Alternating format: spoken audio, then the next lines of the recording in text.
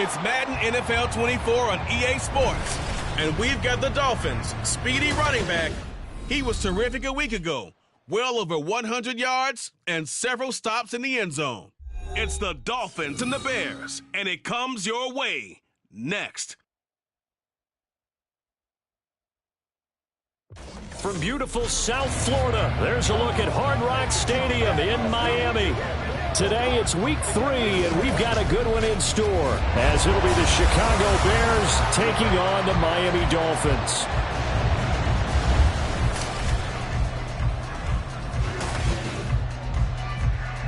With Charles Davis, as always, I'm Brandon Gaudin. And Charles, you talk about storylines in this one. I think it begins and ends with our two quarterbacks, certainly two of the best in the business. And nowadays, I don't think you can get by for a long period.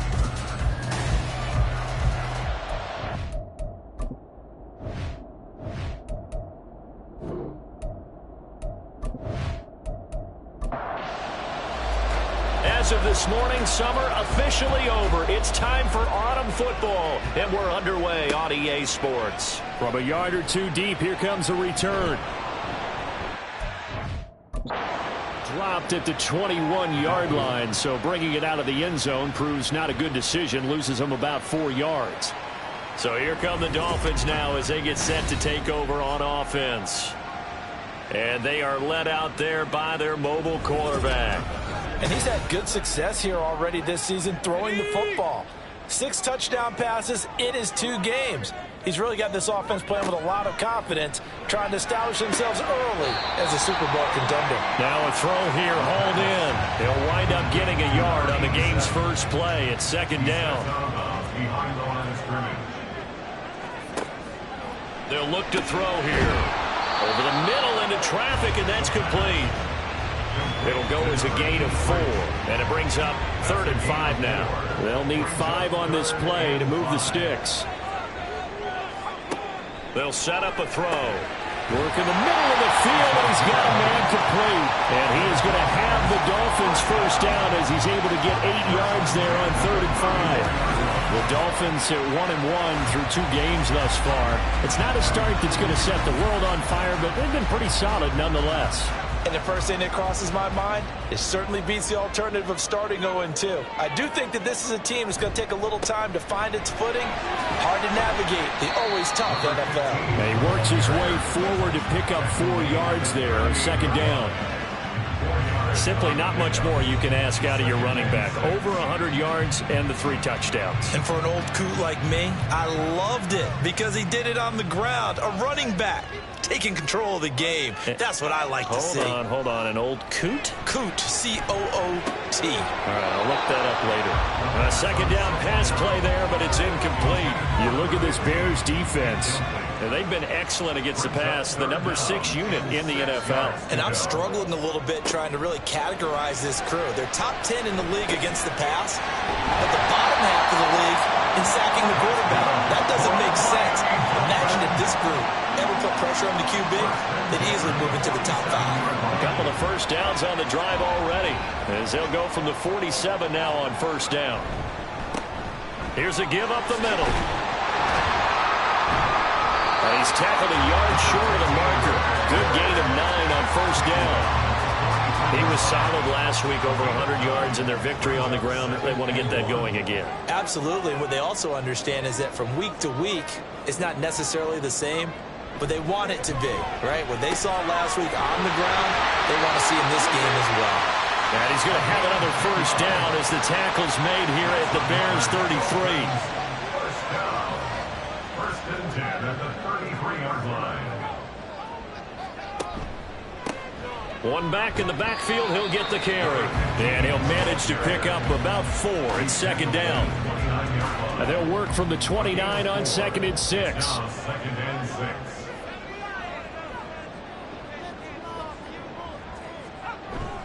He'll look to throw. Man over the middle, and it's complete. And finally down he goes as they work it inside the 10 to the 7. A well-executed 22-yard gain. A lot of precision being shown on this opening drive. They've been methodical, they've been crisp, and as a reward, they're going to be set up with an early 1st and goal. A terrific opening drive has them knocking on the door, 1st and goal.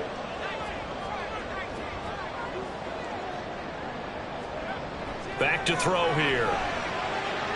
They're unable to connect, but a late flag comes in. And the contact may have come too early. So the ball's moved to about the 1 after the penalty, 1st and goal.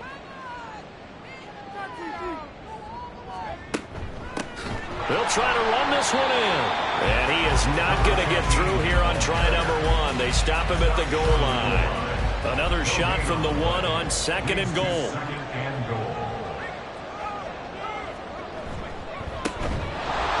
And he is met in his tracks behind the line of scrimmage. Chalk that up as a 4-yard loss. And now it's 3rd down. That's a nice example of good team defense right there. Ball was snapped at the 1-yard line. They knocked him back and caused a loss. But you notice they were trying to find any type of a gap to run through. He's got it. Touchdown, Dolphins. A great effort there with his first career NFL touchdown. And the Dolphins will jump on top of the game's first score here this afternoon. A long opening drive and a very successful opening drive. We call that methodical, I guess, when it takes that many plays. Methodical and almost like a boxing match where you're hitting them with body blows. They can withstand them here. Look, they gave up the touchdown, but you don't feel like a knockout is there. But they keep doing that in the 4th quarter. That's when the knockout occurs. And it becomes tough for that defense if they're on the field that long. We'll see if they can continue that in future drives. Extra point by Patterson, up and good. And it's now a 7-0 game.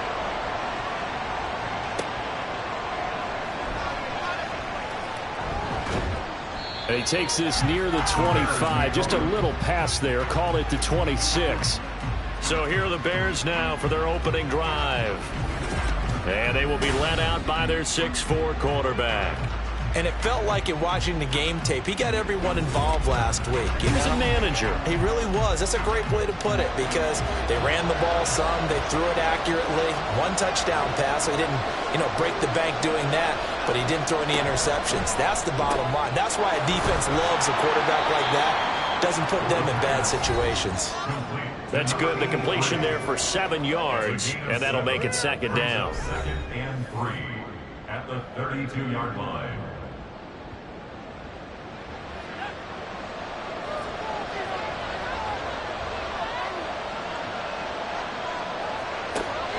He'll drop to throw. And this is going to be incomplete. So many times we've seen him try to escape the pocket and do something with his legs, but in this case, the pressure was too intense and he made the wise choice to just get rid of the football and make sure no one was going to get it. Pass taken in by his big tight end. And he will have the Bears first down as they're able to get the 3rd down conversion. I know at the end of games, coaches always tell us that no one play won or lost a game. But this seems pretty important early, doesn't it? Their ability to pick up that first down on 3rd down, I thought that was key. Well, you're already in the hole after the touchdown on the other side. How will you respond? We talk about that a lot, and they responded pretty well there. You go 3 and out, I think you give up a lot of momentum. You get down 2 scores, could be an entirely different game. So they've got a nice drive going now. They're in good shape. What's interesting to me is they're also in that spot of the field where you would take a shot. Do you change that up just because you're down a touchdown? They'll look to throw again. He finds his man, complete. It's Chambers. And he's able to take it across midfield before going out of bounds. Now a 3rd and 6.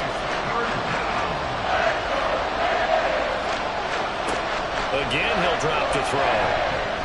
Steps away to his left. 8 yards that time, able to take off, and the result is a first down. He's a talented runner, and that means he's always looking for bigger and bigger gains when he takes off. Certainly found some bonus yards there beyond the first down marker, and his early drive will continue with that extra jolt from his legs. Looking for more there on first down, but this throw downfield, incomplete. 2nd and 10.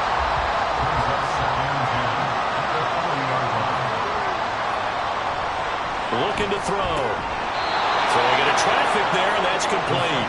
And he's got another first down as he's brought down at the Dolphins' 28. And the Bears first down. Now back to throw. Looking left sideline, it's complete. And they'll get this down to the 10. A good gain again. That's now 31 yards combined on those last two plays. Just picking up yardage in bunches here. These last few plays, they have moved right down the field. And just like that, they can be set up with a 1st and goal. 1st and goal and a chance to get that initial touchdown right back. Back to throw again. Got his man, and it's caught for a Chicago touchdown. A great play there. His first touchdown here of the new campaign. And the Bears respond to that opening drive touchdown with one of their own. Well, that's about as quick of a passing touchdown as you'll ever see right there. Everyone has a section in their playbook called the quick game. That was a super quick game. Out of the hands of the thrower, bam, right to the receiver, successfully for a touchdown. How in-depth is that quick game part of the playbook? It's pretty in-depth because people want the ball out of the hands of the quarterback into the playmaker's hands downfield as fast as possible. There are a lot of plays, a lot of options involved with that. Point after, right down the middle. And we are tied at 7. Each team's had it. Each team has scored. 7-7 here as the kick's away. And here comes a return from just beyond the goal line. A lane opens here. He's past the 30. It's a foot race. And they are not going to catch him. He's in. Touchdown, Miami. That was a special return, and it happened because he's a special returner. He has to have that approval from the special teams coach's head coach to bring it out of the end zone. But let's be honest, a lot of times when they bring it out of the end zone like he did there, they don't have approval. I mean, I think a lot of times they do, but correct me if I'm wrong, sometimes it's just a guy getting a feel, right? You're exactly right. What's the old adage? Sometimes you just have to know when to break the rules, and if you do, you're taking on some responsibility, but he was happy to do so there. Extra point by Patterson, up and good. And that makes the score 14-7.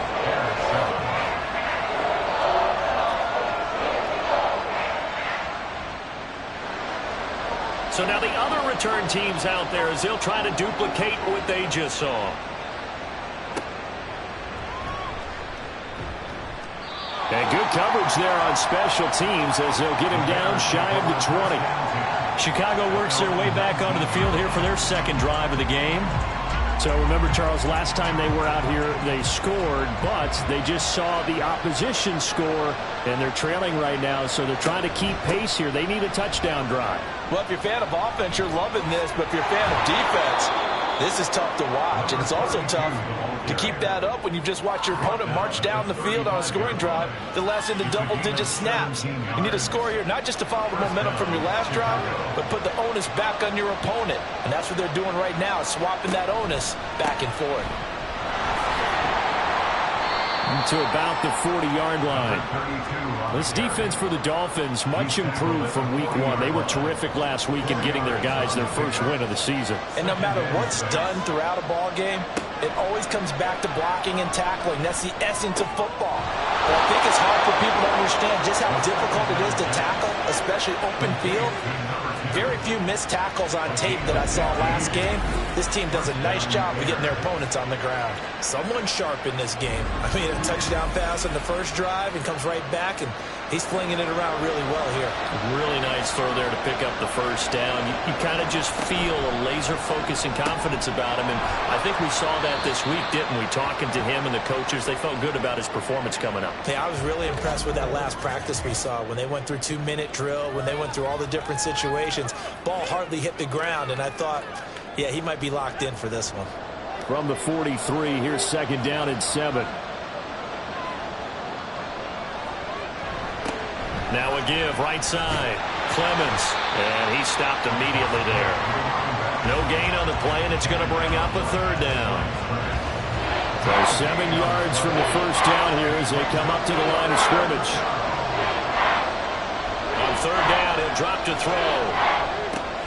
He finds his man, complete. It's Chambers. And he'll go out of bounds after taking it a little further down inside the 40. And that's good for a gain of 6. And that'll bring up 4th down. They're going to look to throw. Able to find the open man. That's complete. And he gets this down inside the 35 before going out of bounds.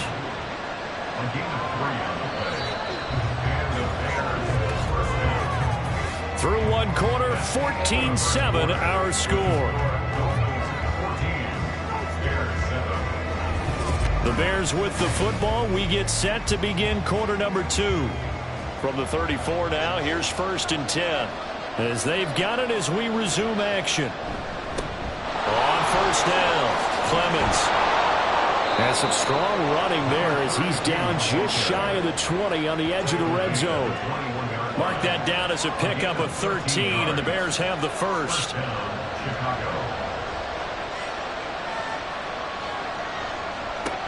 On 1st down, he'll drop to throw. And they're going to get him. He's sacked back around the 28. A well-designed corner blitz that gets him for a loss of 8 yards. But defensively on the previous play, they gave up a pretty good chunk of yardage, but right there, they got a good portion of it right back. And if we just flip it around from the offensive perspective, took a nice step forward, and how about a couple of leaps backwards after that play? They've got to figure out a big call coming up here to try and gain that yardage back. On 2nd down, Clemens down to the 25. I do know from experience that when you slow down someone's running game, you're now doing the dictating on defense. And guess what? Now you're getting ready to tee off on their quarterback because they have to throw it all the time. But you still have to be alert for the draws and other plays of that nature to make sure you don't get hurt.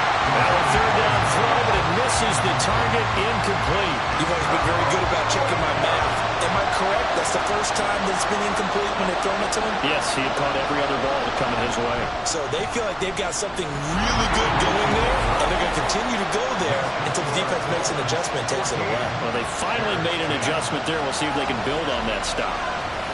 So they're able to end that drive with 3 points in this one-possession ball game. And ideally, you want to end every drive with points. Most quarterbacks would tell you, let's end it with a kick, right? A PAT, that's number 1. Field goal you'll take.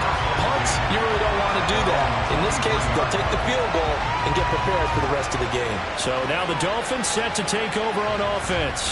They were winners a week ago against Buffalo, and they lead here with a 1st and 10. Off the play fake, he'll look to throw. Quick hitter here, it's complete. And he'll be out of bounds across the 40-yard line. They'll wind up getting 7 on the play, and it's 2nd down.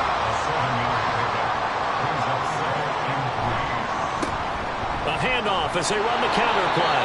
And the running lane's non-existent in this first half as they'll stop him behind the line. It's a loss of 4. Now 3rd down.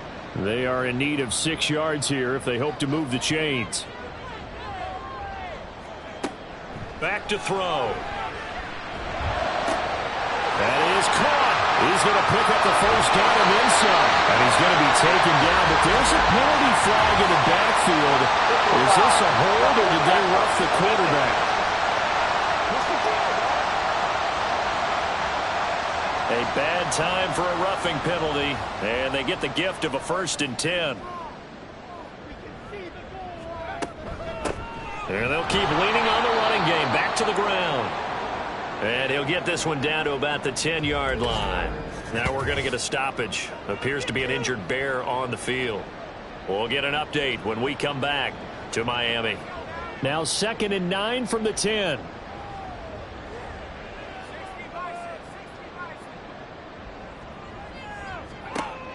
He'll look to throw. Well, that is caught. Touchdown, Miami. A great effort there. His 2nd touchdown on the season. And the Dolphins add 6 to their lead. We see this route all the time, but when it's well executed, it's a beauty. And it feels like the fade takes forever to develop, like that ball is just hanging in the air. And the reason why is that the receiver is trying his best to work the defender inside and give himself space to fade away from him and catch the football. And that's exactly what happened there. Extra point by Patterson, up and good. And that makes it a 21-10 game. This fielded right at the goal line. And he'll be tackled just shy of the 25. The Bears now ready to take over again. They'll look to make some inroads here, trailing 21-10 as they come up on a 1st and 10.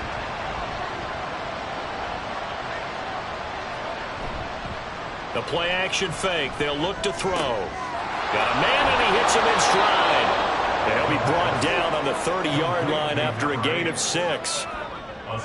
And the ball on the 30. Here's 2nd and 4. At the 30-yard line. Now a handoff up the middle. Clemens. And he's brought down at the 34. Call it a gain of 4. Pretty good job defensively. Thought he was going to get it, but they knew where that marker was, and they stopped him just short of it. What it does is emphasize that strategic football and situational football is not just played on the offensive side, is it? Defense understanding, as you noted, where the first down marker was and making sure they didn't get there.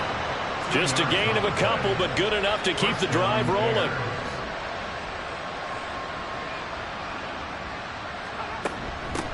They'll keep it on the ground. Clemens. And he'll be brought down right at the 45-yard line. 53 yards rushing for him now to this point. Options galore here. 2nd and a few inches. Now they'll switch it up here and look to throw. He finds his man complete. It's Chambers. And down to the 20 he'll go before heading out of bounds. The catch and run pays off to the tune of 35 yards. They lulled them to sleep there, so to speak. That was all set up by the running game, wasn't it? Another example of what all offensive coordinators tell us. When the running game's operating, it really opens up the playbook, and that's when they hit them with the play action. And you can see the defenders rushing towards the line of scrimmage, then scrambling back trying to cover. Couldn't get there in time. Well scripted. They had the big running play, now the big passing play. Throwing on 1st down, but this one winds up to be incomplete. A lot of times it's that first read that you had. Maybe you get it in pre-snap, and he locked in on his target, but he was covered quite well, and that one's incomplete. And 2nd and 10, he'll look to throw again. And this time he's got the hook up. It's complete. 9 yards, not quite enough, and they'll be left now with 3rd and 1. So they just need 1 yard here to pick up the 1st down. They'll stick with the passing game as he looks to throw. He's going to get that to his running back out of the backfield. They're able to convert on 3rd down, and that sets up a 1st and goal. Well, they've certainly done a nice job spreading the ball around on this drive. This time he gets it out to his back, and it's another nice play and another 1st down. They've got the defense on their heels a little bit. They're reacting instead of being aggressive and making plays. And the D not yielding much there. He's only going to get a yard to about the 2. From the 2 now, 2nd and goal. They'll try again. And not a whole lot there as they get him down at about the 2. 2 runs in a row, but only 2 yards to show for it. The Miami defense trying to keep him out. They haven't let him in yet. Can they hold again here on 3rd and goal? And it's intercepted at the goal line. Sheds off the tackle.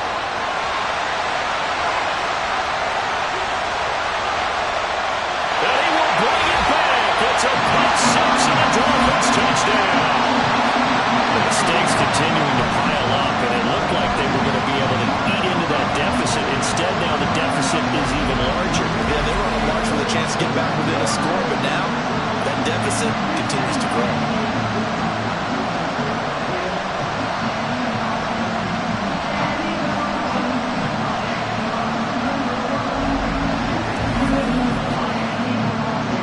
Patterson now for the extra point.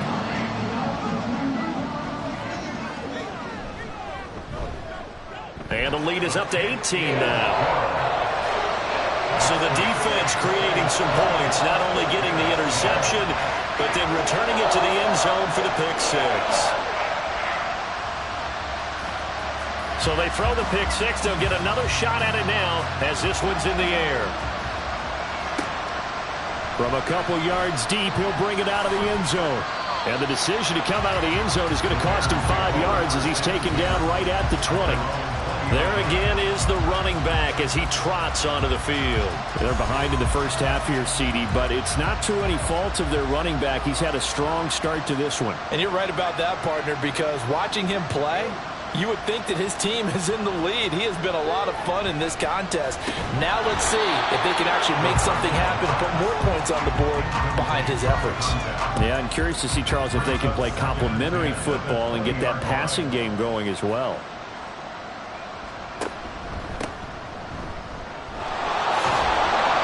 And he'll be brought down right at the 30 here. 9 yards, and that leaves him just short, so it'll be third and less than a yard. Brings up third and 8 inches. They'll keep it on the ground. Rushing, and he will have the Bears first down as he's able to get about 3 that time on 3rd and inches. So they'll come up 1st and 10 now from the 33. Chicago. Up the middle they go. Clemens. And he'll work this one up to about the 38. Holding offense. That flag accepted, and it backs the offense up a little bit.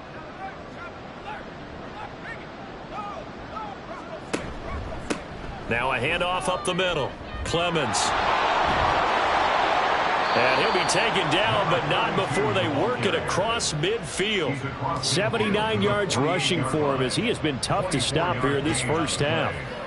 First down, Bears. Running game working. They'll stick with it on first down. And he'll take this ahead for about 4. 2nd down coming up. Now we're going to get a stoppage. There appears to be an injured Bear on the field. We'll get an update when we come back to Hard Rock Stadium. 2nd and 6.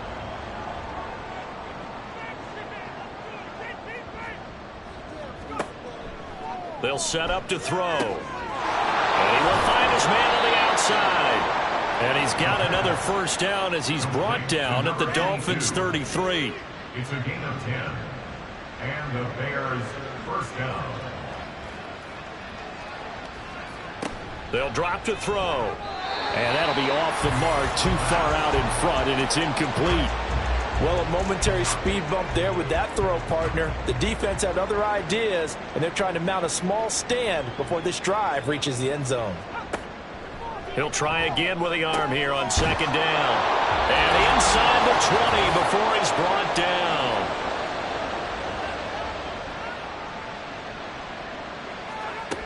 Back to throw now on first down. Flushed out right. He'll get 10 there all on his own, but it'll be 2nd down. They made a nice effort to stick him with a loss for that play, but it's going to take more than that to keep him from advancing the ball. Should be an entertaining battle anytime he tucks and runs over the second half of this contest.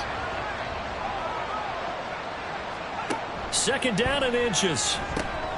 Now they go screen. It's complete. And he'll be brought down here at the 3-yard line. 6 yards on the pickup, and it leaves him with a 1st and goal. 1st and goal at the 3-yard line. They'll set up a throw. Touchdown, Bears! A great play there with his first career NFL touchdown. And the Bears get a late score here in the final minute of the first half. Well, that touchdown certainly helps, but they've got to go ahead and convert, get to the half, and figure out how to keep chopping down this lead in the second, don't they? Yeah, they still need to regroup, and they still need to end the second quarter strong. A little bit of time left. Extra point right down the middle. And the lead is down to 11 at 28-17. The Bears send the kicking team out there, and they will send this one away.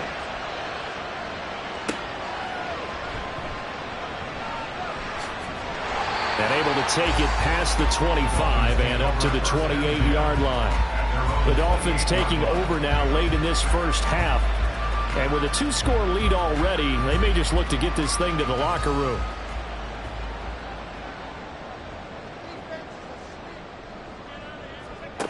They'll try and start this drive in the air. And bringing it in, it's Davis.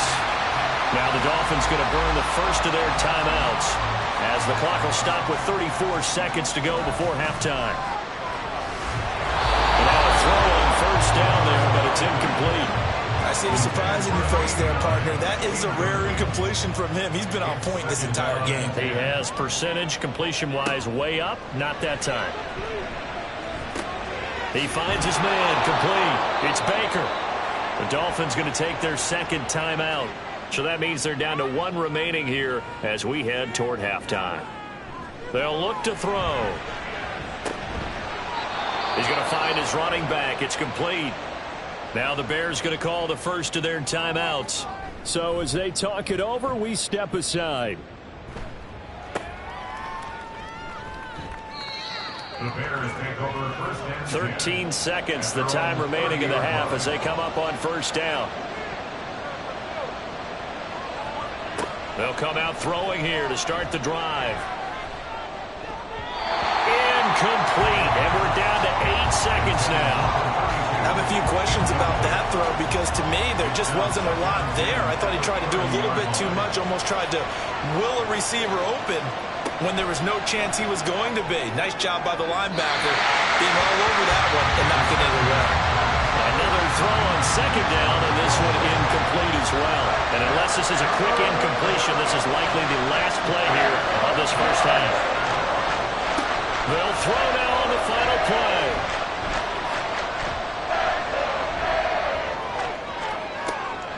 Oh, and his early struggles continue. Here's another one intercepted. And he will be brought down on what will be the final play of this first half. So the two teams will head to the locker rooms here in Miami with the Dolphins on top. As we go up to Orlando now and hand it over to Jonathan Coachman with our EA Sports Halftime Report. Take it away, Coach. All right, Brandon, thanks. And welcome in everybody to our EA Sports Halftime Report. Time for a look around the NFL here in Week 3 of the new year.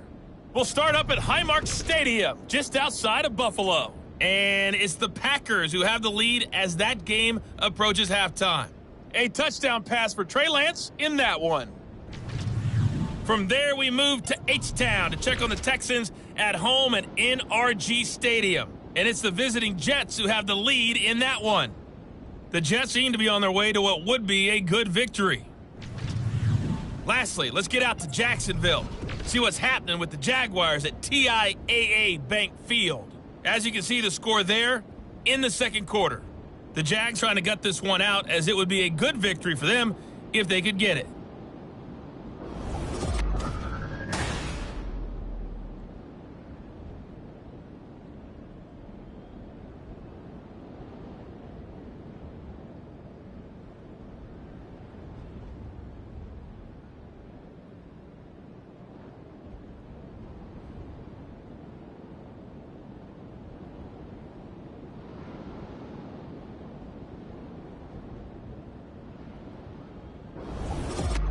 All right, Coach, thank you, and we welcome everyone back for quarter number 3.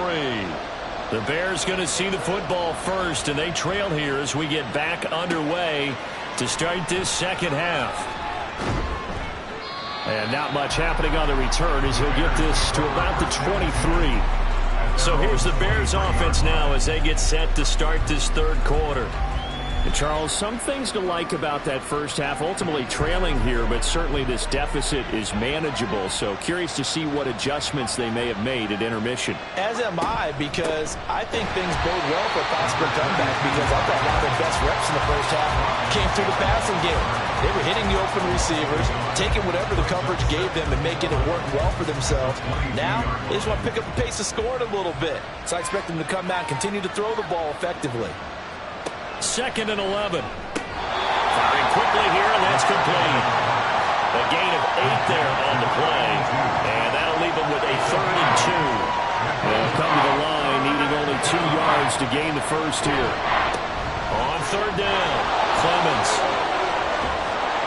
And they're going to have this across midfield and inside the 45. 109 yards for him on the ground now as he has been terrific here this afternoon. Well, I'd have to say in that situation, they're lined up for a running play. It's only 3rd and 2. Some element of the pass, but that was really well blocked. Probably call those gravy plays, right, if you're the offensive coordinator? No doubt about it. All you're trying to do is get the 2 yards necessary for a first down.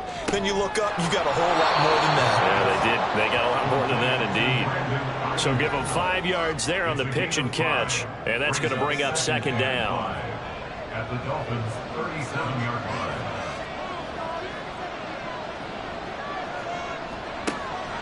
Now back to throw. That ball caught. Brandon Ayuk. And he's got another first down as he's brought down at the Dolphins' 18.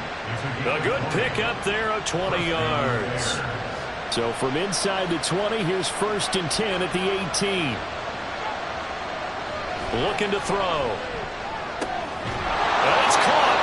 And the Bears are going to be set up with a 1st and goal on a pass play that moves them all the way down to the 1. I think he has to be saying to himself, how did that not wind up a touchdown? Remember, he just did the tip of the ball across the plane. It's not going to get there, but they're good. And he'll get into the end zone. Touchdown, Chicago. A great effort there. His first rushing touchdown on the year. And the Bears are back within a score. Well, nothing fancy there, Charles. You had 3 tight ends on the field. They were going to run the football. The defense knew it, but the defense couldn't stop them. And I haven't met an offensive line yet that doesn't get more satisfaction out of running the football into the end zone than pass protecting. They had determination on their side, and they got it done. Well, I guess the coach looked at the 2-point cheat sheet, said go for it, get it to a 3-point game, and they did it. Yeah, and sometimes you just throw out time of game. You don't worry about that. There's just a feel sometimes in making that call, and he felt good about what he had for a 2-point conversion, and now they're only down 3 and feeling great about themselves. Out is the kickoff unit as they run up and send this one away. And they'll put up the stop sign there as his guys will get it at the 25. So here are the Dolphins now. They get ready for their first possession of the second half. But, Charles, they still have the lead despite their defense giving up a touchdown on the previous possession. And even though they have that lead, it feels like a back-and-forth ball game where to try to get momentum back, maybe they need at least 3 here on this drive. I think you're right about that, Brandon, because your game plan doesn't change. I do believe your urgency does because of the last score that went against your team. So what you want to do now is have your own drive and try and make sure that that momentum stays in your camp. Only a couple there as he'll be brought down about the 28. Here's 3rd and 7. Brings up 3rd and 7. They're going to look to throw. Work in the middle of the field, and he's got a man complete. And he is going to have the Dolphins first down as they're able to get the 3rd down conversion. Whenever we talk about moving the sticks and controlling the football, there's a great example right there. Those are the 3rd downs you need to convert to win football games. We're in the 3rd quarter of this one, and this is a tight one. In order to maintain pace, keep the ball away from the other team, and put points on the board, those are the plays they need to continue to convert. And they're going to stop him right at the line of scrimmage. Just no cutback lane to be found whatsoever. 2nd and 10. At the 43-yard line. Back to throw now on 2nd and 10. Throwing over the middle, but it's incomplete. I would describe the way that he's played today as mature. He's already moved on mentally from that incompletion, and he's more than ready to throw his next pass downfield. On 3rd down, he'll drop to throw. Oh, he had him. He was open, but he couldn't get it to him. It's incomplete. Nice back-to-back plays defensively. They're stacking momentum now. 1 incompletion, 2 incompletion. They're going for more. So they're forced to punt on 4th as this one's away. Taken in at the 22. That'll go as a punt of 32 yards. And the Bears take over. Getting set to go again as we look at the back, heading onto the field again. He's been a good workhorse. I know we use the word workhorse a lot, but he's been a good workhorse for him in this one. No doubt about it, and there's nothing wrong with that. That's what you're looking for if you're a back, because that means everything's coming together for you. The big guys up front have created space. You've run through it. You've probably got some help even from the wide receivers who want to catch passes as opposed to block, but they're helping out too. Yeah, everyone's pitching in. He's had a good game. I'll tell you what, a lot of those mid-range throws have been available because sometimes teams get too concerned about the deep ball and they leave too much space in front of them, and these guys have been taking advantage so far. They'll run on 1st down. Clemens, and he can only manage to get a couple. 2nd and 8 coming up. You've got to be impressed by that defensive front on reps like those. They were not being moved off the line, kept their shoulders square, and gave their teammates time to fight to the ball and limit that gain. False start, offense. Now, the offense knew it. They were already starting to walk back as that one is accepted. And that false start penalty certainly not helping their cause here. 2nd down and long. They'll look to throw here. Trying to lob it in there, but it's incomplete. And when you've thrown as many interceptions as he has in this one, you definitely start getting a little hesitant to throw the ball out wide because that's prime pick 6 territory. That time, he made sure the only guy who was going to catch it was sitting in the 3rd row. And now the 3rd down throw incomplete as well. 1 first down here, and that's all, folks. Good work by this defense to hold things in check and force a punting situation. He punted 5 times in the win last week as this one's away. Yeah, he was looking for the checkup bounce, didn't get it. That scoots all the way into the end zone now for a touchback. And the Dolphins getting set to go here. And our game's hit a little bit of a lull here, a little bit of a snag. Punts on back-to-back drives. And old-school coaches don't necessarily mind that. Didn't turn it over, right? Didn't create a big play for the other team. Right now what you're looking for is can you gain an advantage in field position? And that's what both teams are seeking right now. Yeah, they'll be seeking to gain that advantage here on this drive. Line of scrimmage, the 31 now on 1st and 10. On play action, they'll throw. And a quick throw here, that's complete. Will go down as a gain of 6, and that will bring up 2nd down.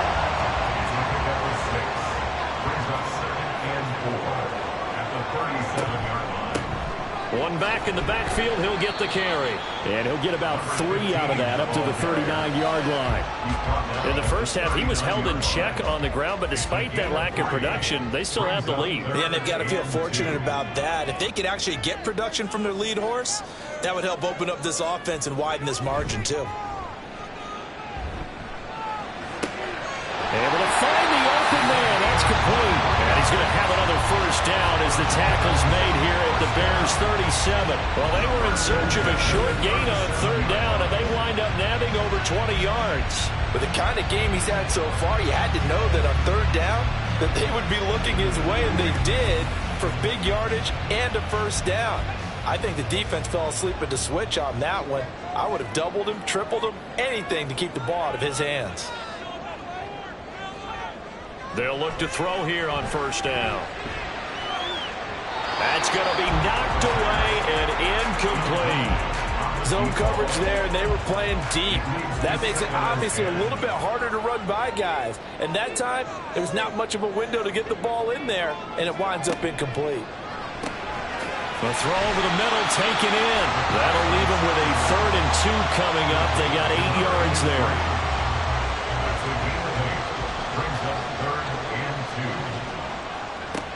They'll look to throw again. Pass taken in by his big tight end. And he is going to have the Dolphins first down. It's a gain of 6 that time on 3rd and 2. Gotta say, I was a little surprised to see him, Charles, come out in the shotgun on 3rd and less than a yard. Yeah, but the way the NFL is nowadays, we hardly ever see anyone really run for it on short yardage. So they're going to throw the football more times than not. That was a nice, easy rhythm throw right there, and they pick up the first down. 2nd and 5. 2nd and 5. And they'll give him another shot here on the ground. And this has been a familiar sight all afternoon as they stop him behind the line. That 2nd down play nets a -4. They'll come to the line here needing 9 yards to pick up the first. Back to throw here. He finds his man complete. That's Hammond. And he is going to have the Dolphins first down as they're able to get the 3rd down conversion.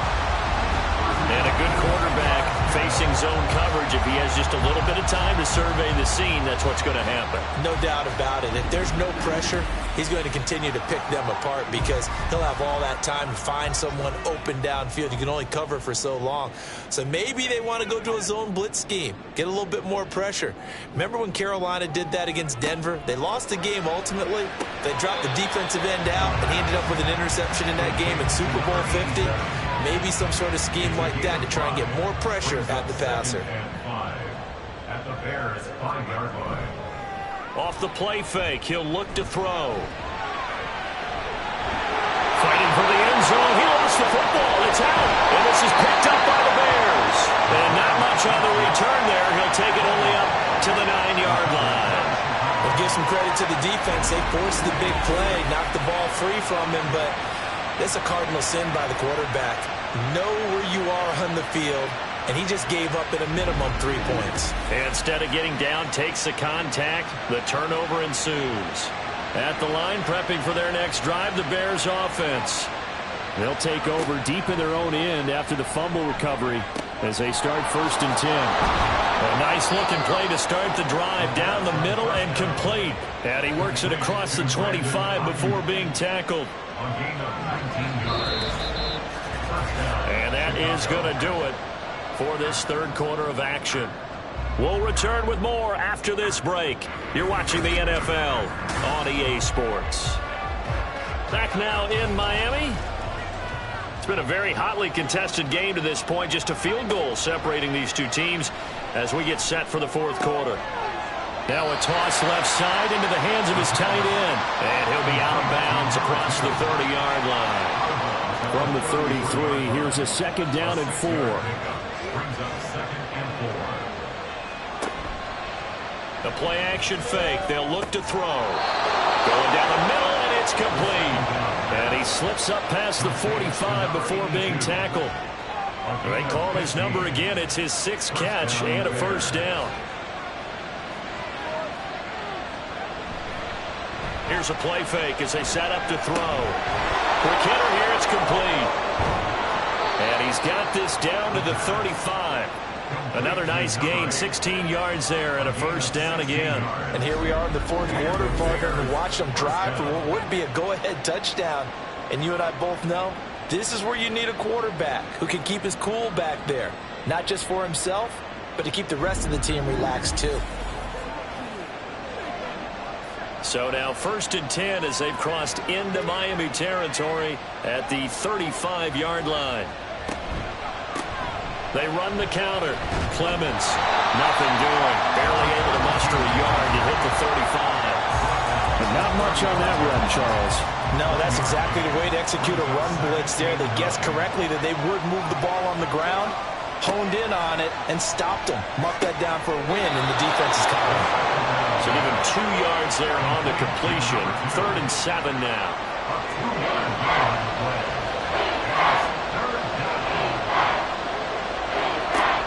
They'll drop to throw. And this pass broken up. And the contact well timed there. And now 4th down. Well, how about the coverage we just saw him break out on 3rd down? Dime defense, blanketed the field with extra defensive backs and speed, unable to find an open hole to complete that pass. So the defense are able to force their first turnover of the game, and then they add on to that by getting the field goal. And you don't just want to take the ball away from your opponent, partner. You want to make them hurt as well. And if you don't score yourself on defense, turn it over to your offense and have them put points on the board. And he won't quite make it to the 25. The Dolphins offense now working their way back onto the field. And we essentially have a brand new ball game. After that last field goal has tied us all up, we brace for what should be an exciting rest to this fourth quarter. They'll come out throwing here on 1st down.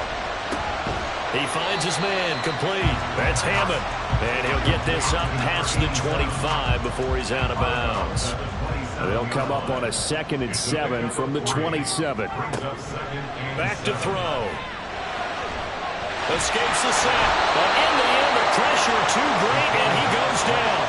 Finally hauled down for for the first time this game, multiple defenders in there to drop it. The offense on third down, they've been tough to stop. 8 for 10 so far. This is 3rd and 14. They'll set up a throw. Oh, the pressure too great, and he goes down once more. And the defense coming through on third down, a loss of 7 to bring up 4th. The Dolphins will send out the punter now as the drive goes backwards, so he's on to punt it away.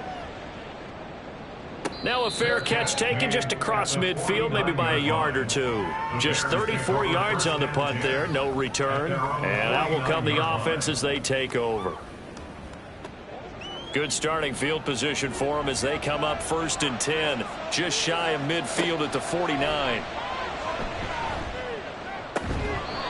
A throw there, but that's going to wind up incomplete. And that's one of those plays where it's hard to keep 2 eyes on the football when you know the contact's coming, let alone getting 2 hands around it, hugging it to your body, and absorbing the hit, even for those big tight ends who you would think could absorb that contact. He'll try again with the arm here on 2nd down. He'll get this into the hands of Ayuk. And he is tackled inside the 40, not quite to the 35. 14 yards in a Chicago first down. And with that last play, he's now up over that 300-yard mark. And in today's NFL, it almost feels routine. And I hate that when you talk about a 300-yard passing game. To me, 300 yards still signifies excellence, and he's achieved that in this performance. On first down, Clemens. And he'll manage to pick up about 4 at 2nd down. Well, if you're a football guy, that's a pretty run because everyone is in sync right there. Obviously, the guy carrying the ball, but how about the people up front? Leverage, athleticism, they created some nice space for him. Meanwhile, the throw here is complete. That catch puts him over 70 yards receiving now as he's got a first down. A gain of 9 yards. First down Bears.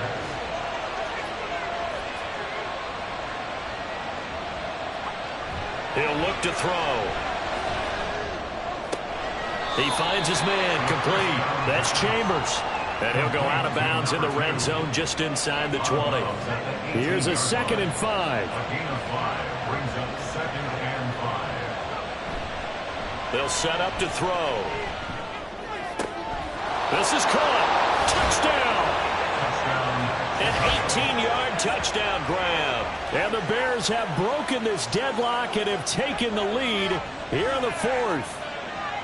So what a comeback here. They look like they might be down and out not too long ago, but they have rallied back to take a 4th quarter lead. And I think we've got to give them nothing but credit for figuring things out on the fly because mentally they were on the ropes ready to go and they hung in there. They made some changes and adjustments, and that led to some big plays, and it turned this game on its ear. Extra point splits the uprights, and they will take a 7-point lead. The kickoff team on the field now as they will send this one away. And he won't return this one. He'll go down to a knee, and they'll start at the 25. The Dolphins offense now heads back on the field. And now they'll look to answer working from behind. And remember, this offense has sputtered yet to score here in the second half. They'll need to change that here. And a short pickup to about the 27. It'll be 2nd down. They'll break the huddle, come up on 2nd and 8 at the 27-yard line. He'll drop to throw. Over the middle, and it's incomplete. So many times when we talk about coverage, we're just about a defender running with a receiver, but a big part of it is understanding where the football is, finding it. In this case, when it arrived, it wasn't a surprise, and he was able to bat it away. And he'll be taken down, but he does have first down yardage. They get 9 out of that one, and as a result, the drive continues. So signs of life in what's been a dormant offense in this second half. Here's 1st and 10. Now back to throw. Over the middle, it's complete. And the result here, a pickup of 8. Leaves him with 2 to go on 2nd down. From the 44-yard line, here's 2nd down and 2.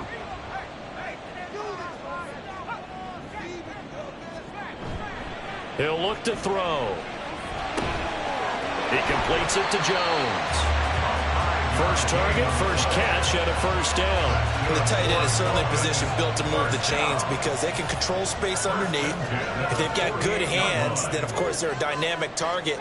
But one other thing is they're right in the sight lines of a quarterback on just about every play, and that makes it easier for the quarterback to pick him out and deliver.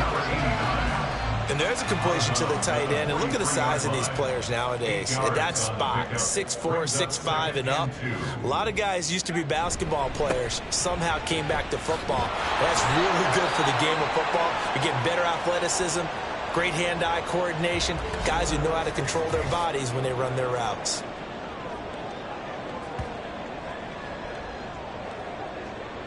Here we go, 3rd and 1. Gut check time on both sides. They're going to look to throw. He's got his target. That's complete. And he is going to have the Dolphins first down by a couple of yards as they're able to convert there on 3rd and 1. The drive continues as they search for a tying touchdown. Here's 1st and 10.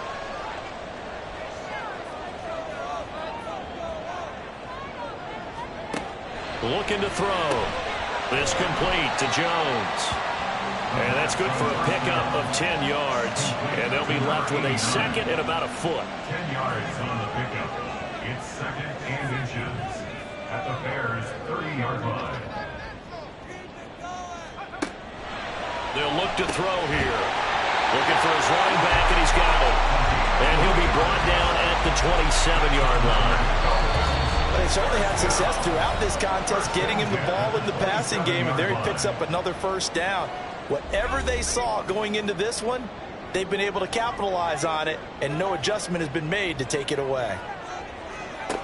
Back to throw again. Got his man complete over the middle. It's Hammond. That completion helps out in a nice way. Now they can take a little bit more time, but guess what? They've got to make sure on their throws that they see it open, not just anticipate it. He'll look to throw. Oh, there's that man again. It's complete. And brought down, but not before they get it inside the 10 to the 7. That's a nice job right there, partner, because they were able to work down the middle of the field, working in the seams, because I think defensively they were guarding the sidelines, trying to keep them from getting out of bounds. They took what they gave them, and it was successful. Here we go, 1st and goal. They'll look to throw.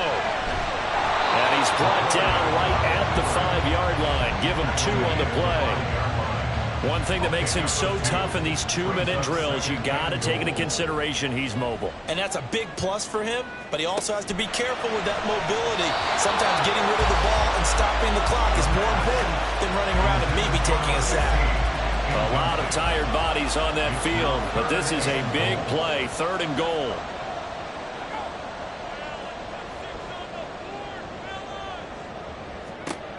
Back to throw. He had a man open, but he missed him, and it's incomplete. With that incompletion, reality is staring them right in the face. This entire game is down to the next snap. As expected, they're going for it to keep the drive alive. And yes, he's into the end zone. So they get the late score they needed. And now the extra point can tie this thing up in the final minute. If you're going to put quarterback in the NFL, you've got to have great vision, and you've got to remain calm when things break down in the pocket. Both of those traits were on display there. He surveys the situation, sees the middle of the field open, so he's just going to step up and take it himself. Very well done there. Extra point try now for Patterson.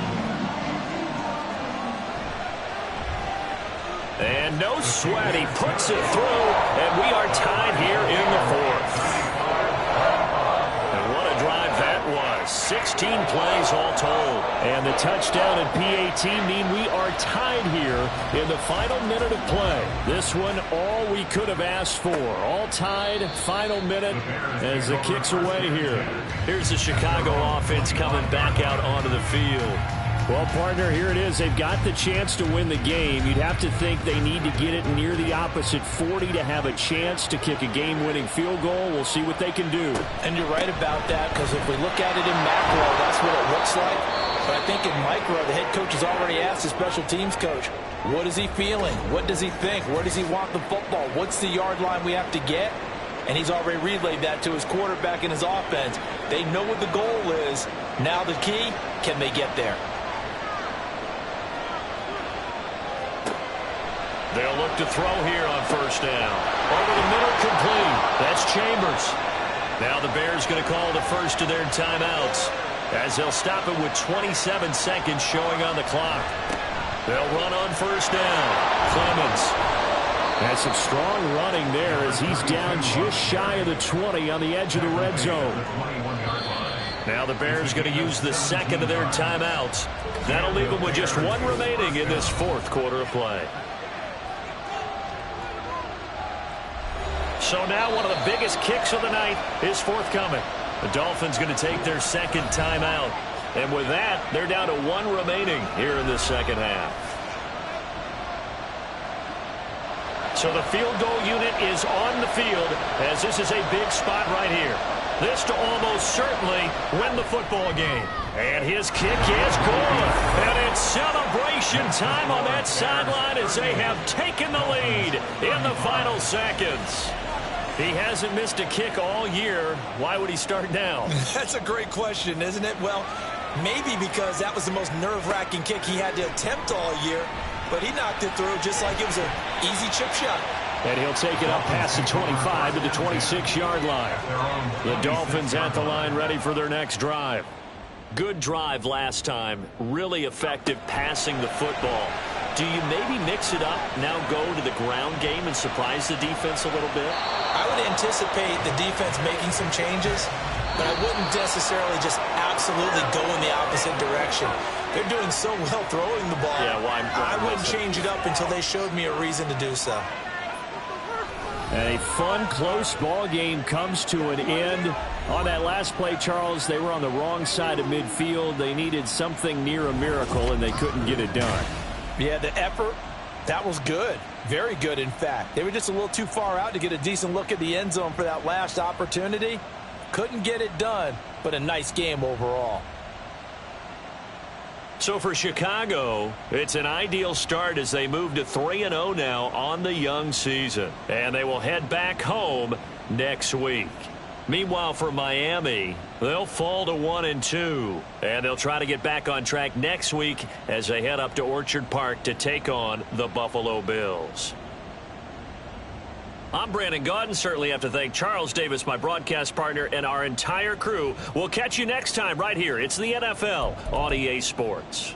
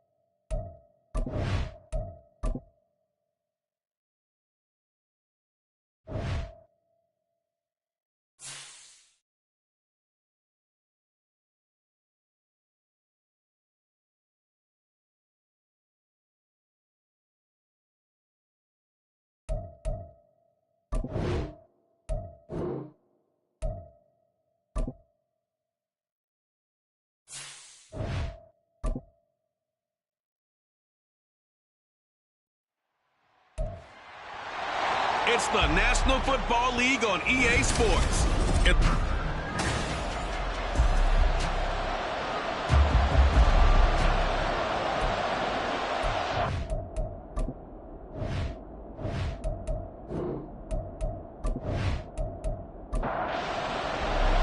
As of this morning, summer officially over. It's time for autumn football, and we're underway on EA Sports. And as we see so frequently here in Colorado, that one over the end line, so it'll come out to the 25. So here are the Broncos now for their opening drive. And they'll be led out by their third-year quarterback. Would you say that last week's performance by him, workmanlike in terms of numbers? 1 touchdown, 1 pick, but obviously a loss. Yeah, and that's the bottom line for him. All he cares about is how do we find a way to win the game. Maybe leans on a few other parts of the offense, and hopefully springs a receiver or two free. Call it officially a loss of 2 on the first play from scrimmage. Second down. Brings up 2nd and 12 at the 23-yard line. Off play action. Edwards. Incomplete here. This defense for the Chiefs, very strong last week as they helped their squad improve to 2-0 on the young season. And what keyed their victory? The pass rush. Got to the quarterback 6 times for sacks, and plenty of other turbulence in the pocket for him as well. Hard to throw the ball downfield, but all you're seeing is opposing jerseys come at you. A gain of 4, not enough, and it looks like punt time on their opening drive as it's 4th down. Certainly not the start they were looking for offensively, coming off that loss last week on the road. And they didn't do their job. They're going to feel poorly about that, but what they're going to do is look at the defense and say, can you pick us up here? And let's face it, defenses can score. We've seen it, right? They can take the ball away, create a big-time opportunity. Let's see if they can get that done. Yeah, just something to jumpstart this home crowd. It'll wind up being a net of 41. 9-yard return, 50 on the punt. And it's Chiefs football, 1st and 10. So out comes this offense to take over for the first time. And their quarterback, well, everyone knows he's got height, standing at 6'6". And he's off to a fantastic start to the season. Already 8 touchdown passes in just his first 2 weeks of the year. Now, I don't think that's a pace he's going to be able to sustain, but at the very least, he's got this offense humming here to start things out. And he goes out right around the 39. Just need a yard here, 2nd and 1. It's a gain of 9. Brings up 2nd and a yard. Here's a quick throw caught out wide. A gain of 5, good enough for the first down. And the Chiefs at 2-0 here to begin the season, and they come in feeling pretty good after back-to-back victories, CD. And I thought that they played pretty well last week. Their execution, their discipline, their resilience, all on display in that victory. Now it looks like we've got a Bronco that's banged up on the play. We'll step aside and get a report when we come back to Denver. 2nd down and 6 now.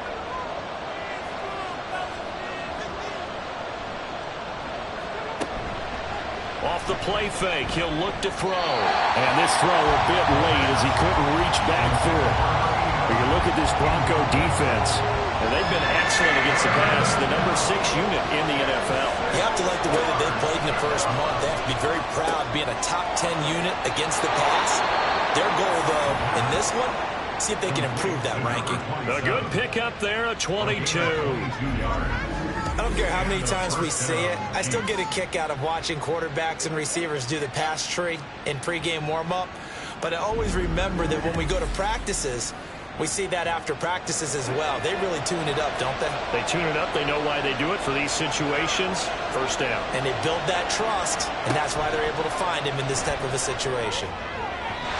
Throwing on first down, but this one winds up to be incomplete. Yeah, their backs up against the wall a little bit, and they come through by forcing an incompletion. Now they've got to continue to ratchet up the intensity a couple of more times and get off the field before giving up any more yardage. And he stopped right at the 25 after a gain of 5.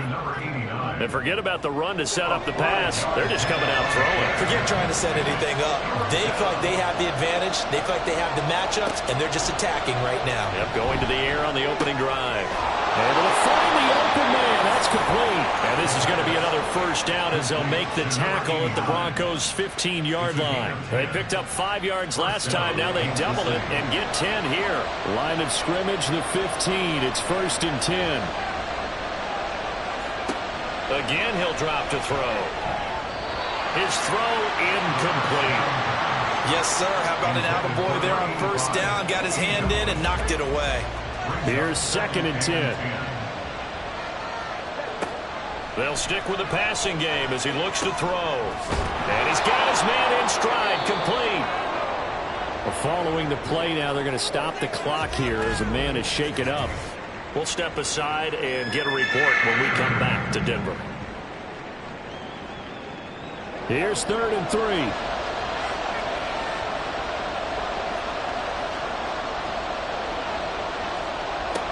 They'll look to throw again. And he will take it on in for a Chiefs touchdown. It's their quarterback, hitting double digits with his 10th touchdown of the season. And the Chiefs get the upper hand as they're on the board first here this afternoon. Nothing like understanding where your escape hatches are as a quarterback. Here he's looking, but he knows he doesn't want to force anything. So when nothing avails itself, he slips past the rushers, takes it right up the middle, and takes it into the end zone.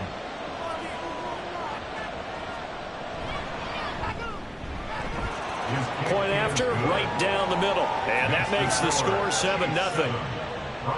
The kickoff unit is out on the field, and they will send this one away.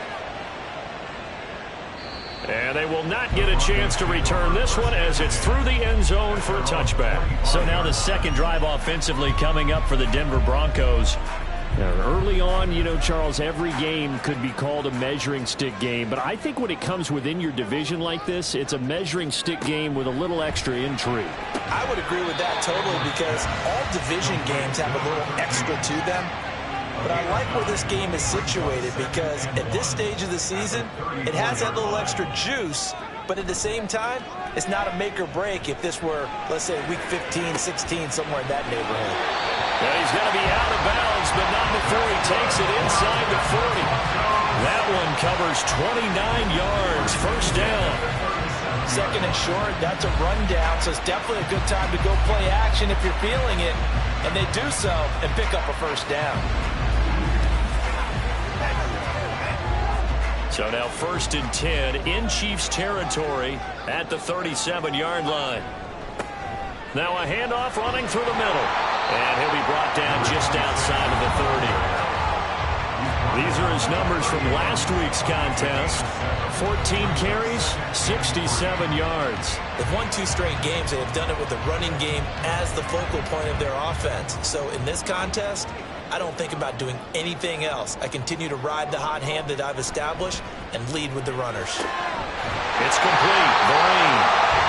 First connection there of the afternoon for those two, and it's good for a first down. Clock rolling as we hit the midway point of this first quarter.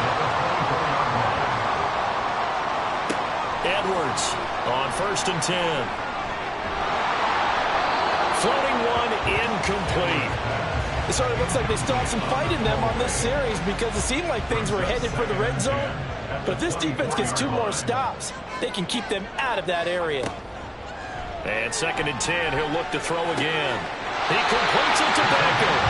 And they do get him down, but not before he's able to slip it inside the 5-yard line. A good pickup there, 21 yards. Well, that certainly has to feel good. It's not all the time that the play caller should get all the credit.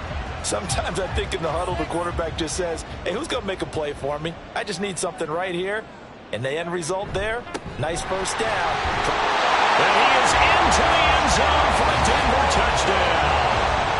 A great play there. His 3rd rushing touchdown on the year. And the Broncos are within an extra point of tying up this ball game. So, partner, was a passing game that drove them down the field, but when they get close, they trust that man in the backfield, and he took them home. And they trust their offensive line as well because so many of these units, they specialize in either pass protection or run blocking. This group shows its versatility and gets both done on this drive. Extra point right down the middle, and we are tied at 7. So this drive spans 7 plays, and it results in a 4-yard touchdown run. So all even at 7 now as they kick it away. And he'll put up the stop sign there as his guys will get it at the 25. Kansas City taking the field for their second drive. This drive here beginning probably with a pair of motivated groups. Remember, the offense scored a touchdown on their last time out, looking to repeat that in Charles's defense. They were very frustrated after giving up 6 the last time on the field. And frankly, it's just a battle of wills in a lot of ways because you know they're both motivated. They both game plan for this drive, and they both have specific outcomes in mind. To me, it just comes down to who can execute better and which side can step up and assert its will over the other. On first down, Boykin. And he's across the 45. It'll be second down. The numbers for him from a week ago. 18 carries, 82 yards. Nice solid showing from him last week. Didn't blow the roof off with his numbers, but he certainly had a quality day and produced when called upon. Here's a 2nd and 7. And his throw here is going to be incomplete. When you look at this Bronco defense, and they've been excellent against the pass, the number 6 unit in the NFL. This is such a good unit of covering passes downfield. I think that last play is typical of what we might see. A lot of short passes, see if they can generate some run after the catch, but nothing doing on that one. And now the 3rd down throw incomplete as well. And now comes the field goal unit on. And boy, this is asking an awful lot here. Maybe that's an understatement. And supreme confidence in the kicker turns to supreme failure, as that is obviously no good. And in this first quarter play, this will remain a tie ball game. I got nothing after that try. Yeah, don't even try. I mean, he tried it from the parking lot.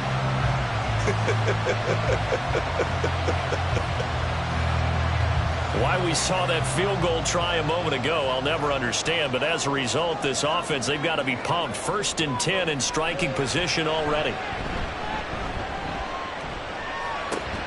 Now a throw here to his running back. They'll wind up getting just a yard, and it'll be 2nd down. As a defense, you're more balanced when you're in zone coverage because you're able to keep your eyes on the quarterback and see the play develop in front of you. They're able to keep the quick pass in front of them and stop it right at the line of scrimmage. And the Chiefs' D closes in on him again, and they drop him behind the line. And the officials here going to pause the game for a second. Looks like there's an injured Chief on the field. Still needing 10 yards. Now it's 3rd down. Looking to throw. Edwards.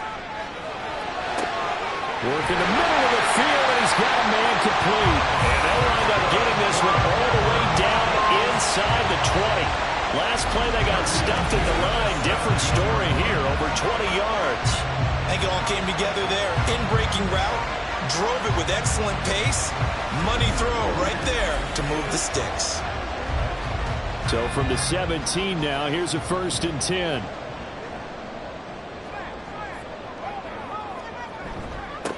They'll try and run this one right up the gut. And the big boys up front, they're going to stop him right at the line. No gain on the play there. 2nd down. 2nd and 10. At the Chiefs 17. Off the play fake. Edwards. And it'll be intercepted. And the Chiefs are going to take possession here. It's a touchback, and they'll take over at the 20-yard line. And as we've seen, points have been precious so far, and they just threw some away on that snap. And look, let's face it, as we advance further into this game, that play will be on the minds of everyone who's watching it. They wonder if this is the turning point. Is this the spot where those points were given away and could cost them a ball game? Out now the Chiefs offensive unit ready to do battle again. And they were in field goal range the last time out but couldn't connect. And it's early in the game, so I don't think that the confidence just goes entirely out of, running your kicker back out there. But let's face it, some coaches have a little bit less patience for that than others. Let's see if they call the game differently now in terms of what they do on drives and not try and settle for field goals. They'll come up 2nd and 6 now from the 24. Back to throw here. And he will slide to a stop. He does have the 1st down. 9 yards that time. This early in the game, it's all about making steady progress downfield, hoping to lead to early points. And you can do it with your actual play calls or sometimes something a little more improvised, as we just saw there. Firing quickly here, and that's complete. And he'll be out of bounds after getting this one across the 40. So they'll get 8 out of that completion, and they'll be left with second and a couple. It's a gain of 8. Brings up second and 2. Now a give, right side. Boykin. And he'll make it only to the 43, a gain of 2.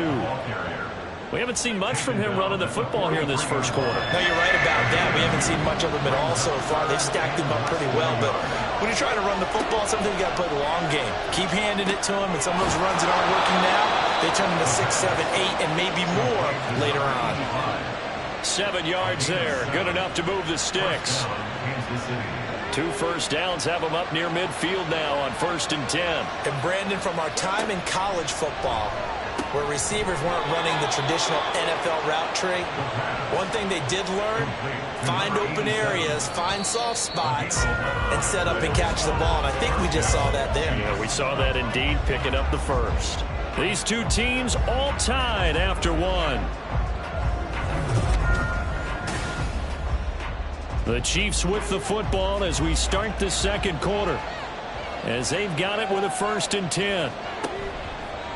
The play action fake. They'll look to throw. Looking for Johnson, and it's intercepted. And a huge return as he'll take this one all the way down inside the 30-yard line. So consecutive interceptions here early on in this one, and maybe setting the tone, Charles, for a game where the defense really takes center stage. And don't you think that both offenses are really catching a bit from their coaching staff about avoiding these turnovers that we've seen early? I think both teams are trying to find an advantage. We know that. Can one of them break away and take control of this game? Trying to shake off the interception. He'll look to throw. And bringing it in right side here, Beckham. And down inside the 15, shy of the 10. It'll be a pickup of 16 and a Bronco first down.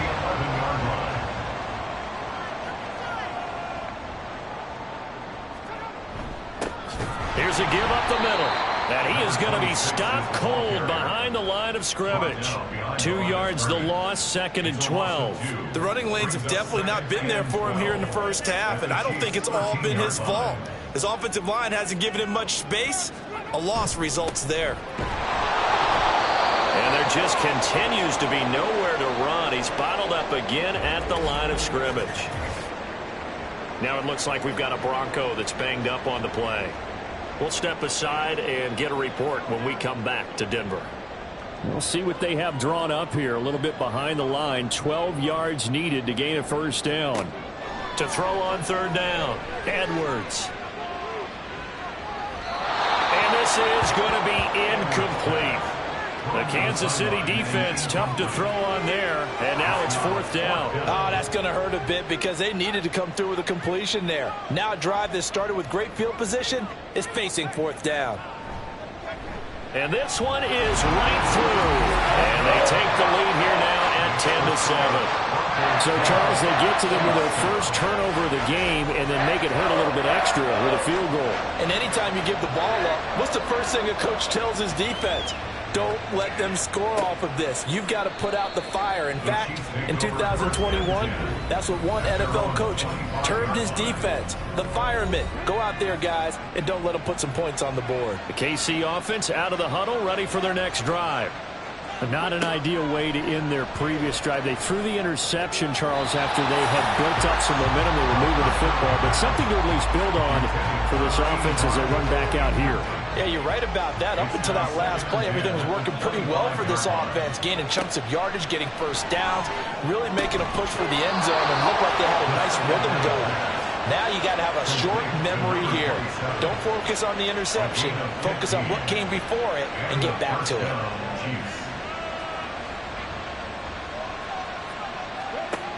Now on 1st down, he'll drop to throw it. With a catch made by Johnson. And now we're going to get a stoppage as, yeah, that looks like Jackson who's shaken up. We'll step aside and get a report when we come back to Denver. So not quite a first down just yet as they come up on 2nd and less than a yard. They send Carmichael in motion right. Now they show jet sweep it instead, or run up the middle here. And he'll go down shy of the 40 at the 41. That one a first down pickup of 8.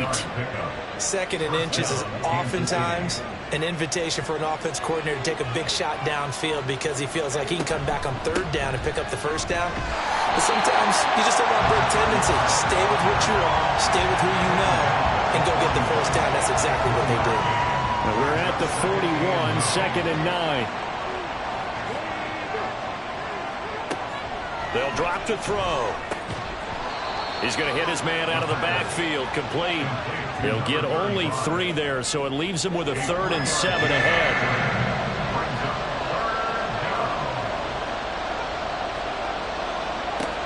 They'll set up a throw. And it's a short one here, complete to his tight end. And they'll get him down at the 34, and he's going to be short of the first by a few yards. So 5 yards here, 5 on the play. And it'll be 4th down. They'll try and run for it. And he's able to work his way down inside the red zone to the 19-yard line. How about them biting off 15 yards there on the 4th down attempt and keeping the drive alive? Where they were on the field, kind of no man's land. Do you like the call? I love the call. Almost had to go for it there, right, because of what you just described. Too far for the field goal, too short for the punt. You might punt in the end zone and just give them good field position anyway. Let's go for it. Plus, they were moving the ball. They had confidence that they could pick up this last bit of real estate. And he's got it. And the Chiefs are going to have a 1st and goal coming up as the tackle made at the 3-yard line. And that was good protection there. No, that was great protection there because it allowed him to lock in on his receiver, although I think he was looking for his tight end on the corner route all the way. Nice connection there for a really nice game. And he is met in his tracks behind the line of scrimmage. And that sends him 2 yards in the wrong direction and leads to 2nd down. That's a really alert defense there because they saw the heavy look come in from the offense, countered it with extra linebackers who brought a little bit of speed and heft, and able to really make a big-time play for their defense. Hammering for the goal line. He loses the football. And it looks like one of the DBs has it. And a big turnover there as his guys will get the football back. Pardon me, you know how often we hear about the red zone, right? From the 20-yard line going in, that scoring zone, getting points on the board. A lot of teams call from the 10-yard line in the green zone. That's your money zone. He fumbles the ball inside the money zone. You have one job, take care of the ball. That didn't happen.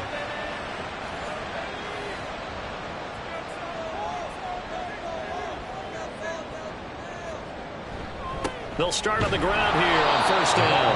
And he was very fortunate there to get out of his end zone. He maybe got back to the 2-yard line. Now a 2nd and 10. 2nd and 10 at the 2-yard line. To throw from his end zone, Edwards completes it to the ring. And he's taken down, but able to get this up to the 20-yard line. 2nd catch for him today, and it'll wind up a 1st down.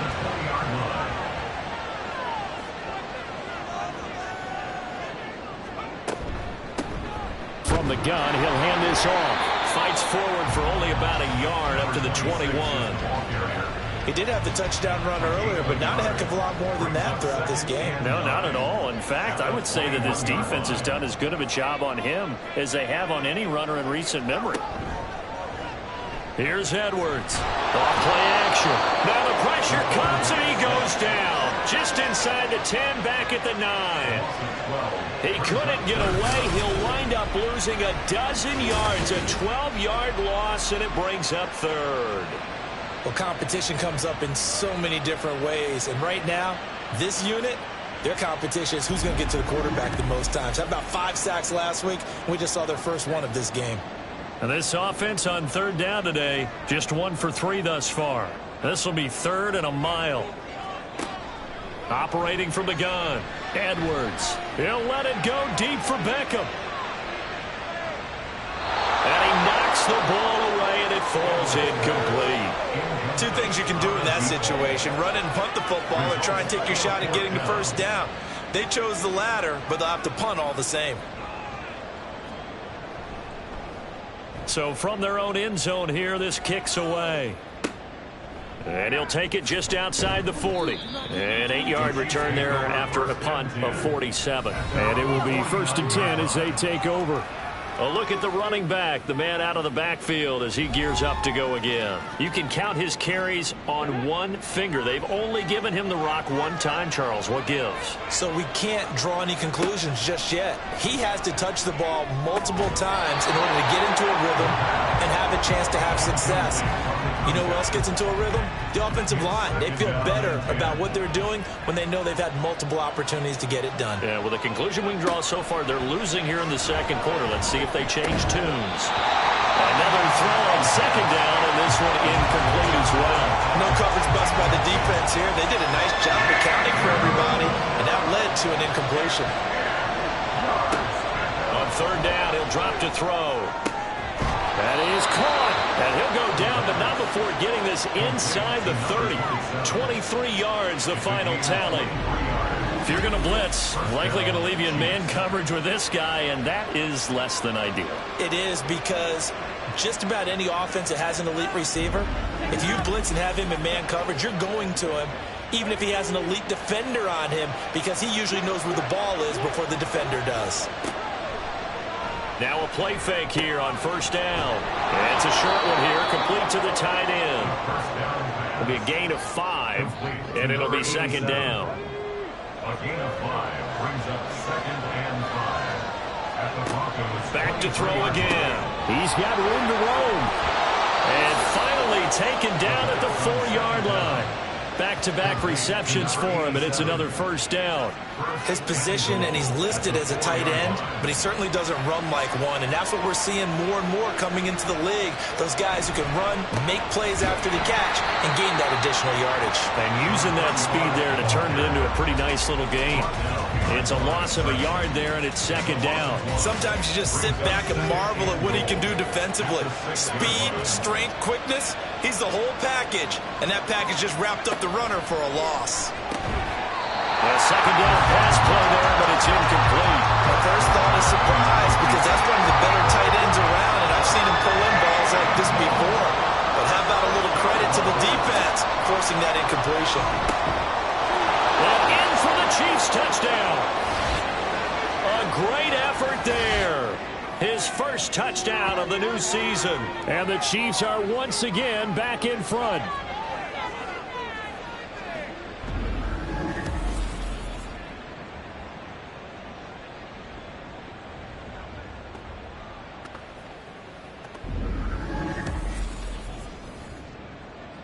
The call is to go for 1 and kick the extra point. And that makes it 14-10. So that drive in total 8 plays. And it winds up with the Chiefs hitting pay dirt. And they'll put up the stop sign there as his guys will get it at the 25. Denver's offense now set to go. As we eke closer and closer to intermission, Charles, remember last time out they punted. They would love to get points here, especially if this is going to be their final possession of the first half. Yeah, and this is what close games feel like, because the pressure is on both sides, but sometimes the pressure is a little bit higher on the team with the slight edge, because they're trying to hold on to that, trying to increase it. Let's see how this one continues. Now, meanwhile, here's a 2nd down throw that's knocked away and incomplete. Brings up 3rd down and 4. From the gun on 3rd down, Edwards. Pass taken in by his big tight end. And he will have a Broncos 1st down. They needed 4. He doubled that. He wound up getting 8. Now it looks like we've got a Bronco that's banged up on the play. We'll step aside and get a report when we come back to Denver. So here's a 1st and 10 at the 38. Back to throw. Edwards. And the timing a bit off that time as that one falls to the ground. They work again from the 38 on 2nd and 10. Looking to throw. Edwards. Quickly into the hands of Beckham. They'll get to the line here, but remember, it's also 3rd down. Back to throw. Edwards. And that will be incomplete. I like the calmness of how he played the ball here. No panic in his eyes as that throw arrived. Tracked it from the moment it left the quarterback's hand, and that's just where he needed to be to knock it away. He's been a busy man here in this first half as he gets it away. And this one hits at the one, continues on into the end zone for a touchback. KC's offense ready to take over. Still more than a minute to go, so there is time if they want to mount something here. Not only time, but they have 3 timeouts at their disposal as well, so that changes everything that you're doing here. Without those timeouts, you can only work the sidelines, hoping to get out of bounds. Here, the middle of the field is still available because you can call timeout and regroup. 2nd and 2. From the left side, it's complete. And brought down, but not before reaching the 45-yard line. 7 catches for him now, and this last one, a first down. And defensively, they were in zone coverage there. Do you have to be a little careful? You're losing, playing against a good quarterback like he is, to not play too much zone? Yeah, you have to be careful about how much time you're giving up. I think it's a good point you just brought up. So maybe if you still want to play zone, you go to a zone blitz scheme. And you can drop anyone out of your defensive front, defensive end, defensive tackle. It doesn't matter. You just exchange someone to bring more pressure towards the quarterback and still try and cover downfield. He'll try again with the arm here on 2nd down. And he's going to find his man out of the backfield. That's complete. Now another timeout called for by the offense as they'll stop it with 17 seconds to go in this first half of action. And this is going to be another first down as they'll make the tackle at the Broncos' 34-yard line. And we're going to get a timeout with 2 seconds remaining in the second quarter.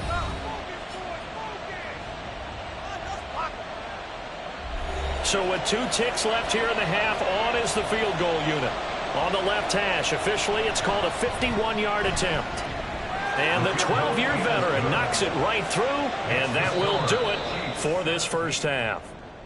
So we have reached halftime with a touchdown. That's the difference on the scoreboard. As now we send you out to Orlando and hook back up with Jonathan Coachman for our EA Sports Halftime Report. All right, Brandon, thanks. And welcome in everybody to our EA Sports Halftime Report. Time for a look around the NFL here in Week 3 of the new year. We'll get started out west in Las Vegas. And it's the Seahawks who have the lead as those 2 teams approach halftime. The Seahawks trying to hold on and claim victory. From there, we head east to check out the Patriots at home in Foxborough. And they have the lead in that one over the visiting LA Rams. The Pats looking to sew that one up, and they look to be in pretty good shape. Lastly, let's get up to Buffalo to check on the Bills. And they were losers in that one to the visiting Green Bay Packers. Trey Lance leading the way with a couple of touchdown passes in the victory. We were certainly treated to an entertaining first half. Both these teams with some high points and maybe a couple of low points as well. So it's going to be a question of who can be the most disciplined team going forward. All right, Coach, thanks. Yeah, both teams likely to make some changes in what's been a closely fought battle to this point. 1 touchdown is the difference. 17-10 our score, and we are back underway on EA Sports. So here are the Chiefs to take over. They've won 2 straight, and they lead this one as well as they come up on 1st and 10.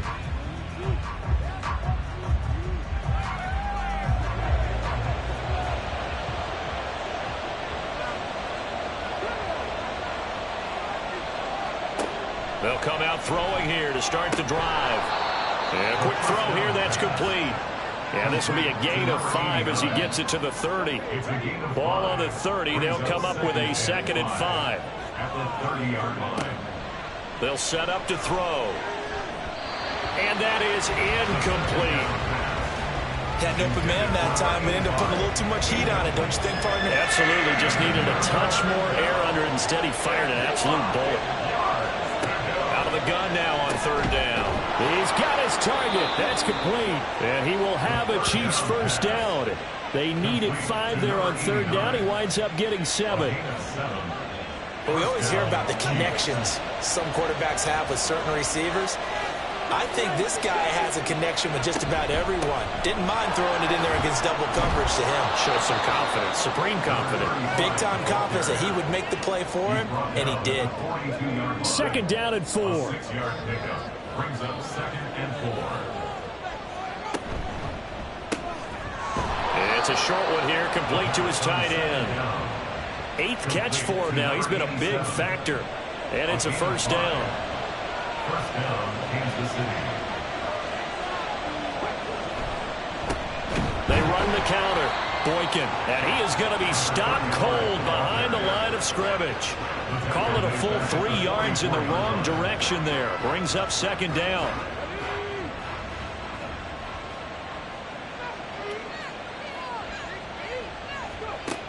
He'll look to throw. He gets this one to Johnson. And he'll be brought down on the other side of midfield at the 43. Doesn't matter whether it's a zone coverage or man coverage, the drag route can be effective when it's run well. On 3rd and short, they'll try and pick it up through the air. Able to find the open man. That's complete. And he will have a Chiefs first down as they're able to get the 3rd down conversion. As an unbiased observer, I think it would have been interesting to see what they would have done if they hadn't gotten the first down there.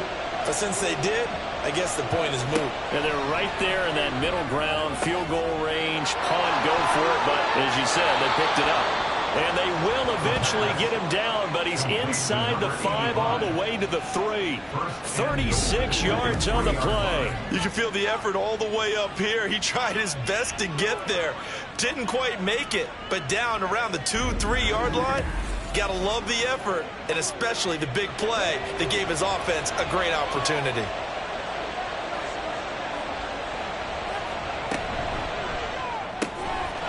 And he's got it. Touchdown, Chiefs.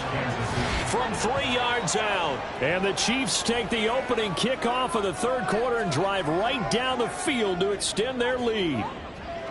That seemed pretty ideal there for the offense, Charles. You take a little bit of time off the clock here in the 3rd quarter, decent length drive, and you pad your lead as well at the end of it. And what it does is let you feel like you're in control of this game, even more so than a 2-touchdown lead, right? Because you have taken that time off, as you noted, which means they couldn't get you off the field. You ran your playbook the way you wanted to, and you gave your defense some rest. What a big-time drive in that situation. Set now to kick this one away, and off it goes.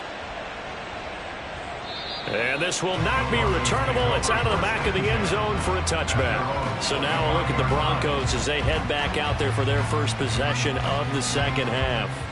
Well, the opposition laid down the challenge, an opening drive touchdown here to start the second half. And, Charles, now you feel like this group needs to get an answer because this all of a sudden is a 2-score game. Yeah, you're right about that. What was a small, manageable spread to overcome, a little bit more daunting now. I think you're exactly right. Pressure is on because you don't want them getting the ball back with a chance to really extend this lead out. On first down, they'll run it on the draw play. And getting this just shy of midfield, they'll spot it at the 49. That's a 12-yard gain now on back-to-back plays. Running lanes were at a premium in the first half, but he's able to find some room there, and he's hoping that that's a precursor of a big second half.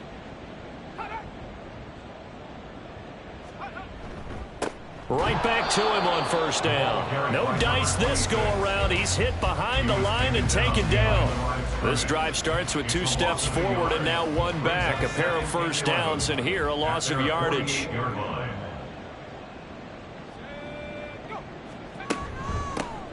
From the gun, they'll try to run it.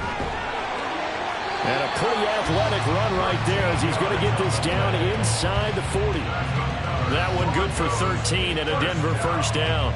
Sometimes it's hard to believe, but there are times this game is about patience, isn't it? Has had the game he expected, but that run there, that may get him going. I was just going to say, maybe that gives him a little juice, because you're right, he struggled, especially in that first half. Yeah, and I know the great ones always think to themselves, just hang in there. I'm just one big carry away from busting this open. That's a good start for him. Now Edwards, off the play fake. Throwing quickly there, but it's incomplete.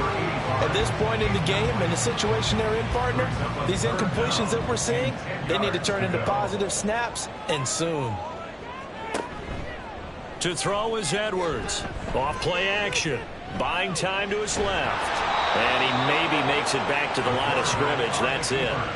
So no sack. He gets back to the line of scrimmage, but it'll still bring up a 4th down. He certainly did his best to find something on that run, but there just wasn't enough time to make it happen. Nice effort there, avoiding the sack and getting back to the line of scrimmage. That one certainly could have ended up worse.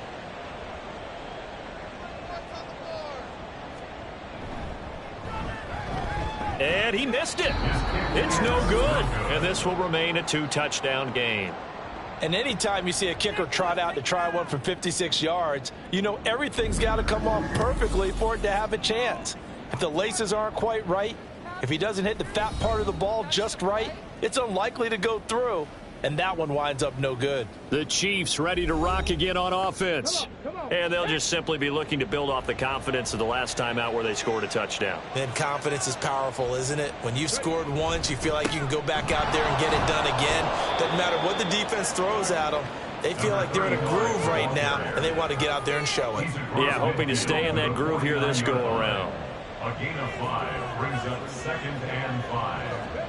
2nd and 5. He finds Riddick complete. Some extra space following the display of power. Down just inside the 45. Could be 4-down territory even if they don't get this, but they need just a few inches here on 3rd. Up the middle they go. Boykin. And maybe a little over pursuit there as he's able to take this down to the 25-yard line. 57 yards rushing on 12 carries for him now. 1st down, Chiefs. They go play action here on 1st down. That's going to be caught. It's so close. He gets it to the 1. Out of bounds right there. That one goes for 24 yards.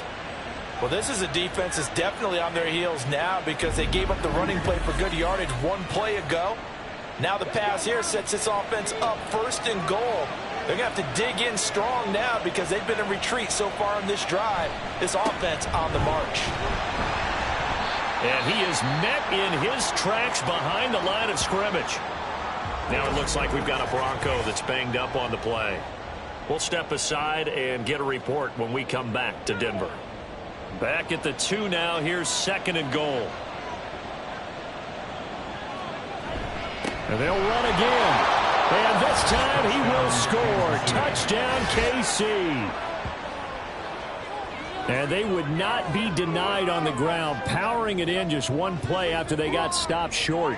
And how about how many tight ends are on the field? Because in today's NFL, we think of the tight end more as a pass catcher. But this group, they tell them you've got to be able to run block to stay on this team. And they committed to it and got it done right there. Extra point attempt to come here. And the lead now to 3 touchdowns at 21 points. Next to score, Chiefs. So the drive there took 6 plays. And it's culminated by a 2-yard touchdown run. And Denver getting set to take the field.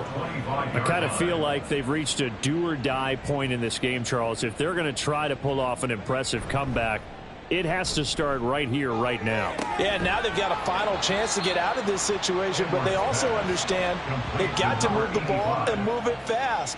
In addition, they need to save as much time so they can get 2 more possessions. At the 30-yard line. They get this to Beckham on the perimeter. 5 yards on 1st down, but now just a 1-yard pickup there on 2nd. This offense in desperate need of a conversion as they come up on 3rd down. Operating from the gun, Edwards. Oh, he rifles one, and that's going to be intercepted. He may go. And he will take this one home. It's a touchdown. And Charles, for this offense, those interception woes they kind of had in the first half have now followed them into the second half. And for this defense, they take advantage, turn that into a pick 6. And that defense is in a spot now where they're thinking about ways to close this game out. And as confidently as they've been playing, I expect them to do exactly that. Extra point splits the uprights, and that'll increase their lead to 28. Broncos 10.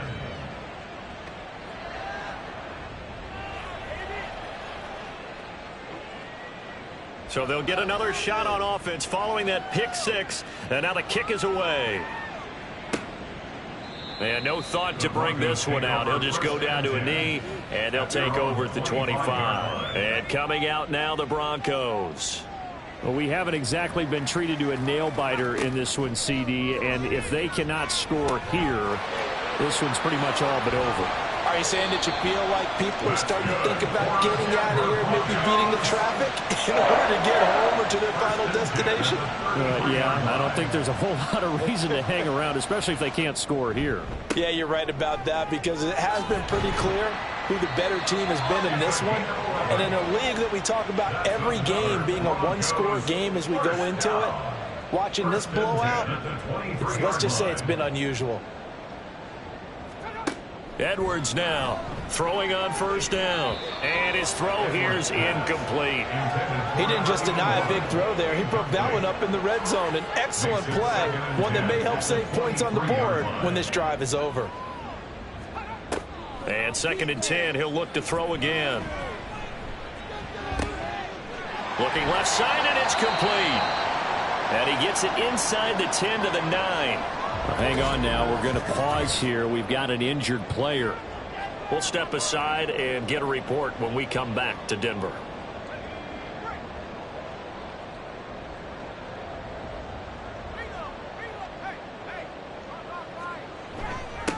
They'll try and run for it on 1st and goal. And he is going to be stopped cold behind the line of scrimmage.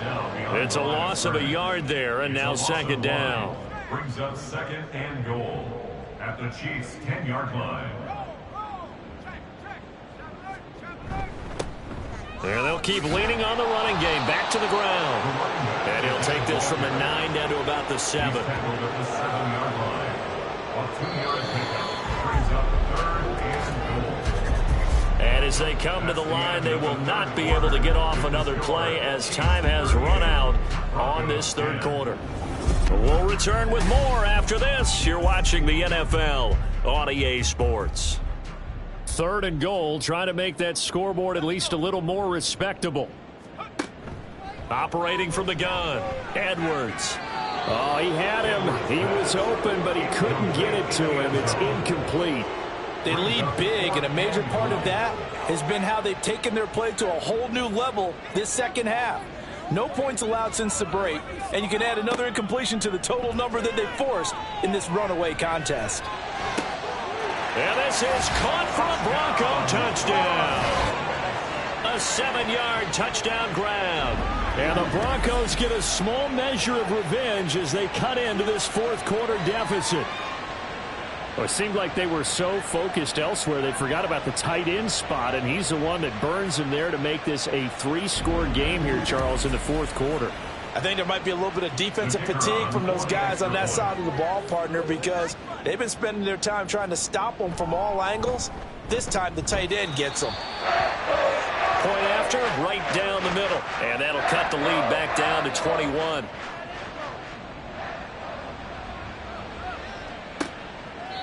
The return man down to a knee, and this will come out to the 25-yard line. And Kansas City's offense now set and ready to go. They're looking at a 3rd straight win here if they can hold on.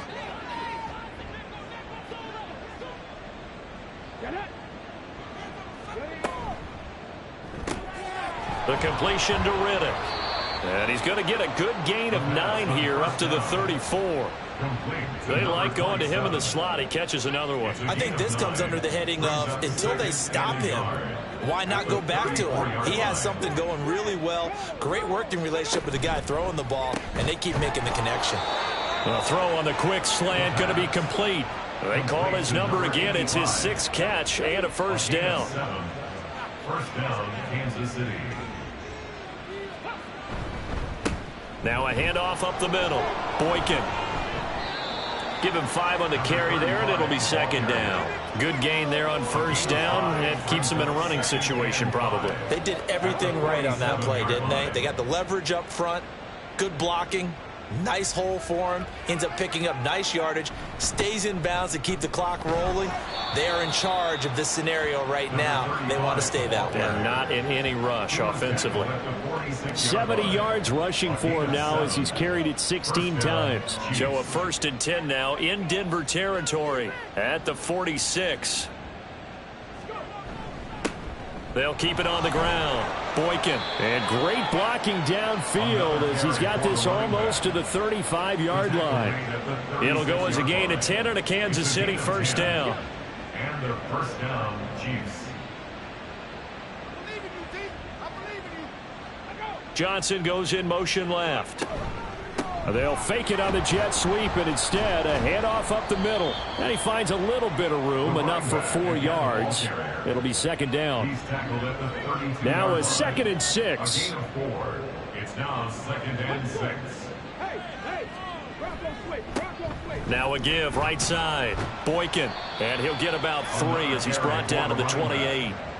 Brandon, I've got to think this offensive line has got some smiles on its faces. And I know it sounds crazy, but they practiced for this back in training camp. They knew they'd be in situations where it'd be extra defenders in the box coming after them, trying to keep them from locking down a game. Right now, they want to show the world they're up to the challenge. Well, 4th quarter with a 3-score lead here, Charles, but they're still going back to the air and looking for more points. Well, with this game well in hand, it's an opportunity for the guys to come off the bench and get a chance to play. And a lot of coaches, they want to run their full playbook no matter who's on the field. He needed a couple, but he didn't even get back to the line of scrimmage. And the Broncos will take over on downs. So we were looking at each other up here in the booth when they went for that saying, oh, wow, talk about trying to add insult to injury. Some teams are just like that. You know, some philosophies, some coaches are like, look, when I got a chance to put some more points on the board, I don't care what the situation, I'm going to do it. And they're also the same coaches as a general rule that if someone does it to them, you won't hear people protest out of them. That's just who they are.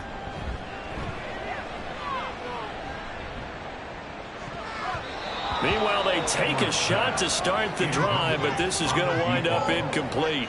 And they're at the point of the ball game now where they've got to take some chances. They've got to put the ball in the air and just see what happens. But this defense knows that all too well. The throw over the middle taken in, and they bring him to the ground just shy of midfield. Second catch for him today, and it'll wind up a 1st down. Well, I can put my defensive cap on right now, and I know they're saying don't give up any big plays now. They've controlled this game throughout, and all they want to do is see it through to the end. I think they let their guard down a little bit with that last completion. Sometimes when you're trying not to give up bigger plays, you don't react as fast as you should on other throws. So now 1st and 10 in Chiefs territory at the 35-yard line. Again, he'll drop to throw. It's complete. Green. And brought down, but not before they're inside the 25. 11 more yards that go around. A 1st down as well. 1st and 10 at the 24-yard line. They'll look to throw again. And his throw is incomplete. Offense was moving it a little bit, had them back on their heels, but they earn a brief pause by forcing the incompletion. That gives them a quick chance to regroup and try and mount a stand before they're backed up even further. Here's a throw to his running back. It's complete. And he'll get him inside the 15 down to the 14-yard line. The offense on 3rd down tonight, not so hot. 2 for 9 to this point. They're looking at 3rd in the nose of the football. One back in the backfield, he'll get the carry. He's not going to get there. That won't even be close. It was blown up in the backfield. Now, during that run, an injury here. We got one of those big blockers in some discomfort. All right, they're going to try and keep hope alive here on 4th down. They're going for it.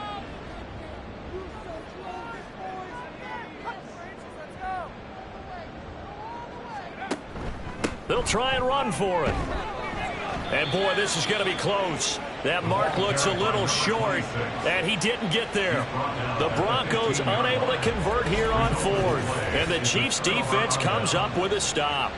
Well, their first fourth down attempt earlier was successful. This one backfires for a turnover on downs. I like their aggressiveness. I like what they're doing. They got it the first time they went for it. Why not a second time? I don't think they'll be daunted from attempting it again.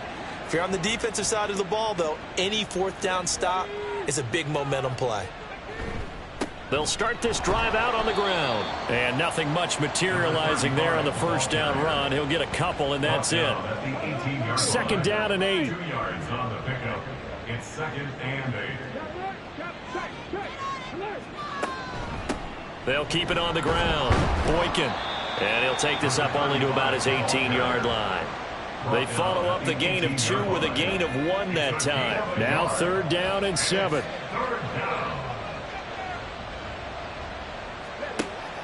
He'll look to throw. And he's brought down, getting this one up to about the 35. Able to make something out of nothing there. 17 yards and a first down. First down, Kansas City.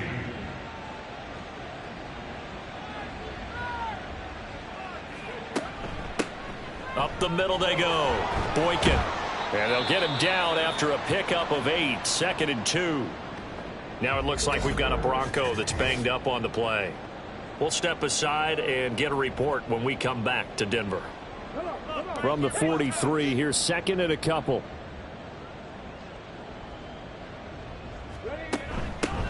Now a handoff up the middle. Boykin. And he'll get it out a couple yards shy of midfield at the 48. A gain of 5, good enough for the first down. A 5-yard gain on the play. First down, Chiefs.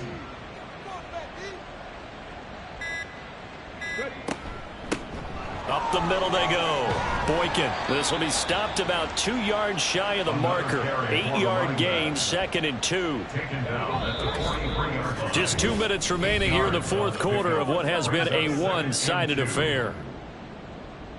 So the Chiefs in possession of the ball as we welcome you back. And the scoreboard on their side, they're just looking to melt away these final couple of minutes and put this one in the left-hand column.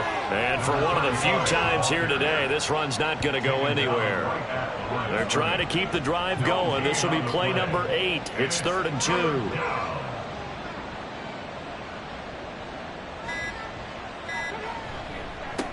Now a give, right side. Boykin, he needed 2, he got 1, and that's going to leave him with 4th down and a yard. This late in the game, Charles, I think you maybe seriously have to think about going for it. Especially where they are in terms of field position, because this is almost like no man's land. Might hurt your punter because there might not be enough space, maybe too far for your field goal kicker. I'm like the old rule. Possession is 9/10 of the law. Possession is 9/10 of winning the game. Go for it. Get the first down. Close it out. And this one is right down the middle. Charles, even as long field goals become more and more common, this is still very rarefied air. Only just over 20 field goals have been kicked from 60 yards or further, and you can add his name to the list now. And as calm as he tried to present himself, there's no doubt there were some nerves as he lined up to attempt that kick. But once the ball was snapped, he just swept the leg and boom, over the crossbar.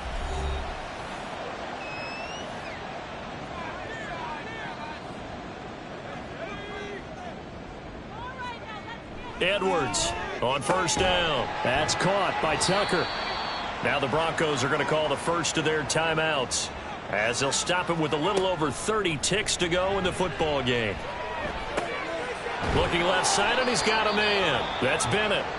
Now the Broncos going to use the second of their timeouts as they'll stop it with 25 ticks remaining on the clock. Completes it to Vereen. Now the Broncos will use their third and final timeout. And as the two teams talk it over on their respective sidelines, we take a break.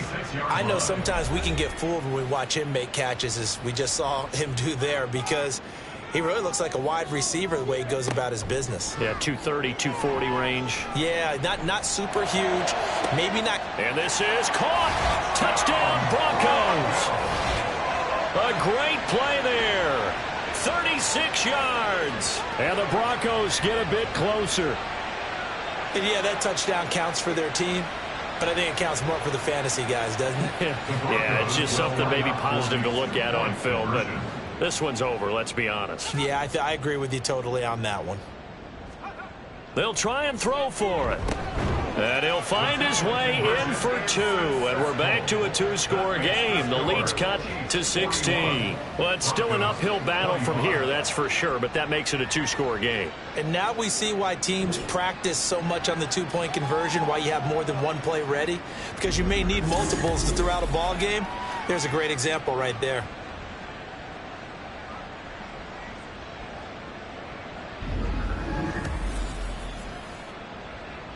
So time definitely not in their favor. Down 2 scores, but they'll try the onside kick.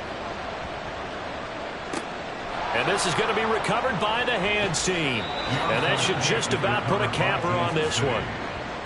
They knew they needed a miracle. They had to have that onside kick. They didn't get it. Well, as we knew, even before they put the toe to the leather on that one, their chances of getting that done, slim and none. And I do believe we saw Slim just leave the door, didn't we? We did indeed. I think we're down to none.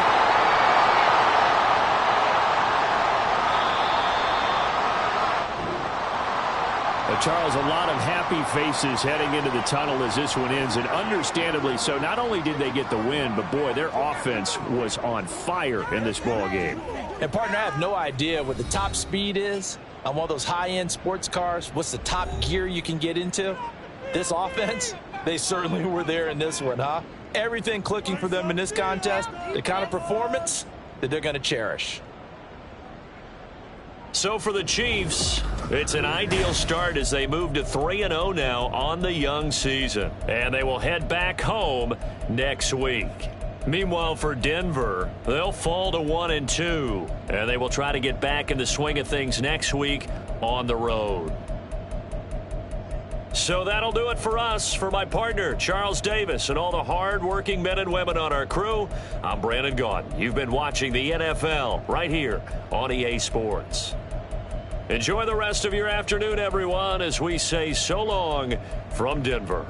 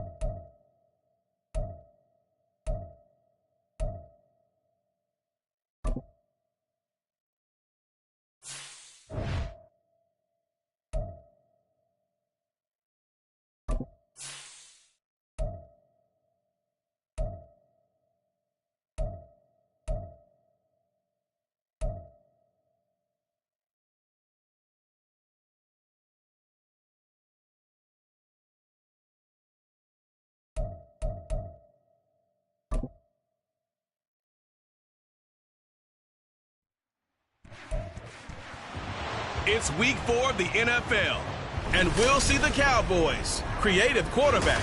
He had the green light to sling it last week, over 450 yards passing. It's the Cowboys and the Bengals, and it's kicking off next on Madden NFL 24.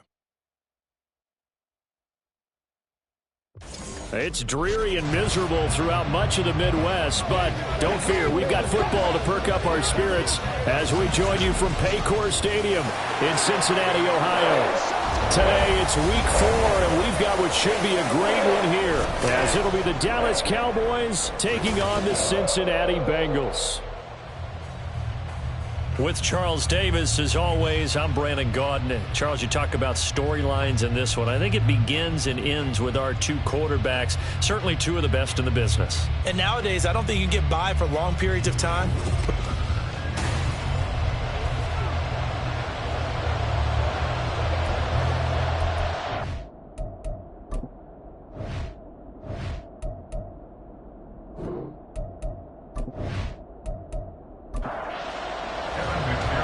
Is in the air, and the NFL season is in full swing, and we're underway here in week 4.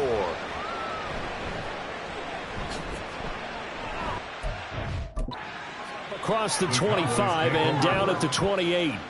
So here are the Cowboys now ready to go on offense for the first time. And a look at a guy, definitely got a little razzle-dazzle to him. Can do it with his arm or his legs. Their mobile QB. Not sure what you thought, but I thought it was appropriate when he walked into our meeting with his arm totally encased in ice, because he threw 5 touchdown passes last week and won the NFC Offensive Player of the Week award. Yeah, but reading the paper this morning, and he said, gosh, I actually thought I should have got 6 or 7. But still, it was an amazing performance a week ago. Boy, I'll tell you what, if he thought he should have had 6 or 7, that's a guy's an absolute perfectionist, not just greedy. Here's 2nd and 7.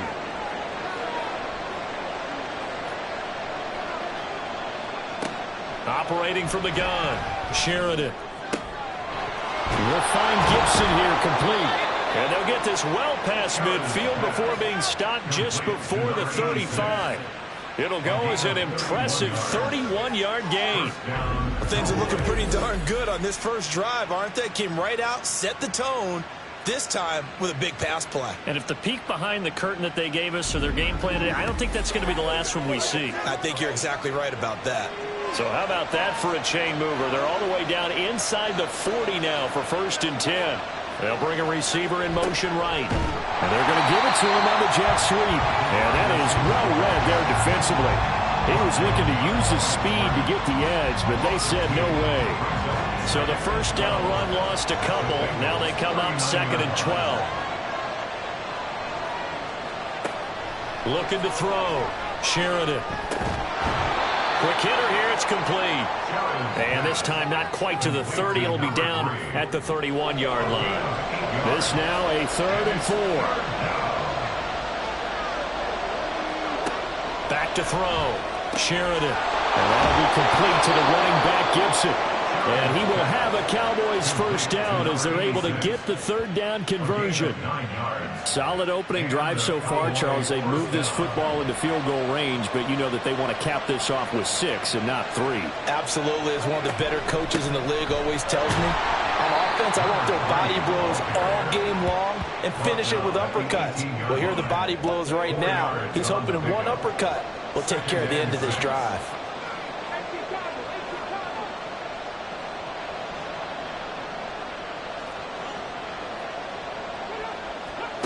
To throw on 2nd down. Sheridan. He's going to flip that out to the flat. It's complete. So they'll get nothing out of that play. 3rd and 7 now. And they're getting him involved early. You feel like they saw something on tape, or they just have a sense with him because he's had a good week of practice or something in that area. But they want him involved, just as you said. They want him to touch it either in the running game or the passing game, but they must like the matchups they're getting.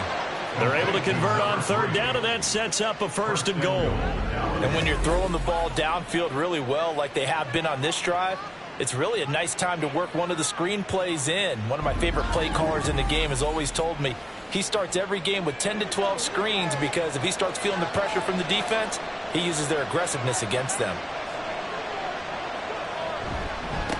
They'll try and run for it on 1st and goal. A good run, 8 yards there, and it'll be 2nd and goal. It's largely been the air attack that's gotten them down here, but now is where you start to lean on that running game. That's a good pickup there on 1st and goal. He'll try again. And he'll get in. Touchdown, Cowboys. A great effort there with his 4th rushing touchdown on the year. And the Cowboys are on the board first here this afternoon. And that caps off what was really a balanced opening drive for them, Charles. They work in the rushing game and the aerial attack, and they end it with a touchdown. Strong in so many ways, wasn't it, partner? Their ability to throw it and run it and accomplish their goal, they've got to like the way that they started this ball game. The point after through the raindrops, up and good. And it's now a 7-0 game.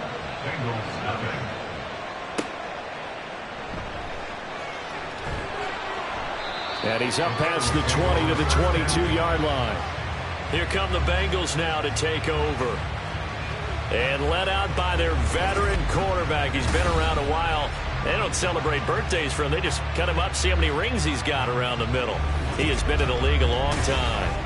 And while he won't admit it because his team lost the game, he had some fun in the last one. He threw for over 400 yards. I mean, there's no getting around it. As a QB, yeah, okay. We lost the game, but boy, that felt good flinging it around. Now he's got to figure out how to do the exact same thing, yet turn it into a win. 2nd and 10. Here's a play fake as they set up to throw. They're able to complete this one to McLeod. And they're going to have this across midfield and inside the 45. It's a gain of 35. It's early, but now it's a cliche word here. Big players make big plays. Should I say in big games too? Oh, what the heck. And this defense, they're going to have to find some way to slow him down as this game goes on. Because when this combination is going good, they can tear your secondary apart. Pretty good looking run there on 1st down. That'll go for 9 yards, just short of the line to gain. From the 34-yard line, here's 2nd down and 1. They'll bring a receiver in motion right. He'll get it here on the jet sweep. And this is not going to work as planned. He's going to be met and dropped behind the line of scrimmage. 3rd and 3. It's now 3rd down and 3. They're going to look to throw. Work in the middle of the field, and he's got a man complete. And he is going to have the Bengals 1st down, and he was able to get it by plenty. A gain of 8 on 3rd and 3. The Bengals are 1-2 through the first 3 weeks of the season, and they fell in the opener. Got back on the beam with a win in week 2, but stumbled again last week to fall under 500. And despite that stumble, I don't think anyone's too concerned because they've made mistakes that they believe are correctable. And this is a team still getting to know each other. I'm not that concerned, and neither are they. Well, no question, this is exactly how they wanted to start this football game. And nice pass there. And now they're set up beautifully, Charles, to finish this off with a touchdown. Yeah, but they've still got to finish it off, partner, and that means they've got to execute at this stage of the field. So we've seen many teams march it right to the goal line and not cash in. They got something done. And he will take it on in for a Bengals touchdown. Their mobile, agile quarterback with touchdown number 8 on the year. And the Bengals are able to match the opening drive touchdown against them with one of their own. Well, I'd have to say that for him, that was an all-encompassing drive because it was his arm that got his team down to that point, but his legs that finished the deal. Give him credit for making it happen. Evan McPherson for the extra point. And we'll see if this rain affects the team's decisions going forward, but they kick it here, and it's good. Each team's had it. Each team has scored. 7-7 here as the kick's away. Now a crease here as he's past the 30. And out of bounds finally, but not before getting it way across the 50 inside the 25. Well, that return gives them a golden opportunity to go out in front. How will the defense respond after giving up that type of a return? Second drive forthcoming here for the Dallas Cowboys.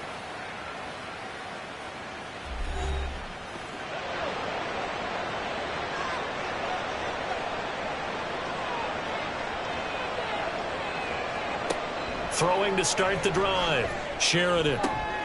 This is brought in by Gibson. And that's good for a pickup of 10 yards. And that'll leave him with a second and just a few inches left. It's 2nd and inches at the 13-yard line. Now a handoff running through the middle. And he's brought down just outside of the 10 at the 11. 2 yards, good enough for a first.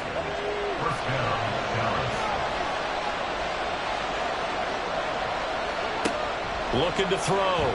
Sheridan. And he's able to work it here to the 8-yard line. He'll get 3 yards on the scramble there at second down. It's a pickup of 3. Brings up 2nd and 7. Back to throw. Sheridan. And it's caught. And he's able to get it down to the 2-yard line. A gain of 3 last play. This time they double it and pick up 6. Heavy set out there on 3rd and 1. They'll try and run this one right up the gut. And he is into the end zone for a Cowboy touchdown. A great play there with his 2nd touchdown in this opening quarter. And the Cowboys have taken the lead. So 2 drives, 2 touchdowns here in this first quarter, and he's got both of them. Well, he's certainly setting himself up for a big game here, and I think if the play caller doesn't get in his own way, they should keep riding him the entire way of this game. Until the defense proves they can stop him, that's what I would call.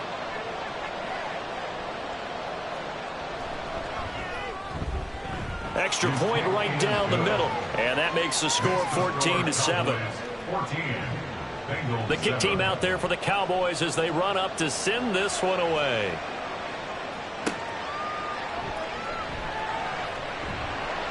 And he brings us out past the 20 to the 24. Cincinnati coming back onto the field here for their 2nd drive. A long drive last time out for this offense, Charles. If you remember, they started basically in the shadows of their own end zone, marched it down the field, and a lot of that was through the passing game. And, partner, as a former defensive back, I'm having almost a physical reaction watching what's happening right now. But let's give credit where it's due because they've done an excellent job moving the ball through the air. Secondary getting picked apart pass by pass. Obviously, they need to make some adjustments there on the back end. And because offensively, we know that they're not going to be shy about throwing that football. And he gets this one just shy of the 40. They'll mark him down at the 39. A Bengal first down on a 16-yard pickup there. That was good, tough running right up the middle. And if the defense can't penetrate and make him slow his pace or change direction, that's often the end result. They'll look to throw here on first down. And it's a short one here, complete to the tight end. These are his numbers from last week's contest. 8 catches, 113 yards. Yeah, I think it's safe to say that he's off to a hot start here in his first month, and those are the kind of performances you expect to see going forward. Now, meanwhile, here's a 2nd down throw that's knocked away and incomplete. They come up now 3rd and 5 following the incomplete pass. Back to throw. Pass taken in by his big tight end. And he is going to have the Bengals first down as he's able to get 8 yards there on 3rd and 5. That was a route run not just with dexterity, but with intelligence. Found the hole in the zone, made sure the quarterback saw him, and was able to make the sure catch and flip the down marker back to 1. Back to throw again. Firing quickly here, and that's complete. Calling a gain of 6 on the play, and that'll bring up 2nd down. Well, this defense for the Cowboys, they were quite formidable in the win over Philly a week ago. And as in any game, takeaways are always a big key. They're always discussed on defense. There's an emphasis there, and they came away with 3 interceptions in that game. And tackled down after a gain of 3. Leaves them with 1 yard to go on 3rd down. That's a gain of 3. It's 3rd and 1. A play-action fake. They'll look to throw. And a quick throw here. That's complete. And he is going to have the Bengals first down as they're able to convert by plenty there on 3rd and 1. Through 1 quarter, 14-7 our score. Ready for the 2nd quarter from Cincinnati. It's the Bengals with the football here as they've got it with a 1st and 10. Now back to throw. And he whips that one incomplete there. This could be the start of a nice stand from this defense now after getting walked backwards on this drive. You come through with another one here, and you have them staring at a 3rd and long, and that puts the defense in a position to dictate to the offense. Now here's a throw. It's complete. They'll be marked down at the 26 with a gain of 7. So 2 of 2 on 3rd down conversions on this drive, and now they face a 3rd and 3 here. They'll stick with the passing game as he looks to throw. And he is going to have the Bengals first down by a couple of yards as they're able to convert here on 3rd and 3. So he turned to a trusted, familiar face in that 3rd down situation. It paid off. Yeah, you go to your veteran receiver in that spot, so you can't underestimate him when he's on the field. Defensively, make sure you know where he is because he understands how to get open in key situations. From the 21, it's 2nd and 10.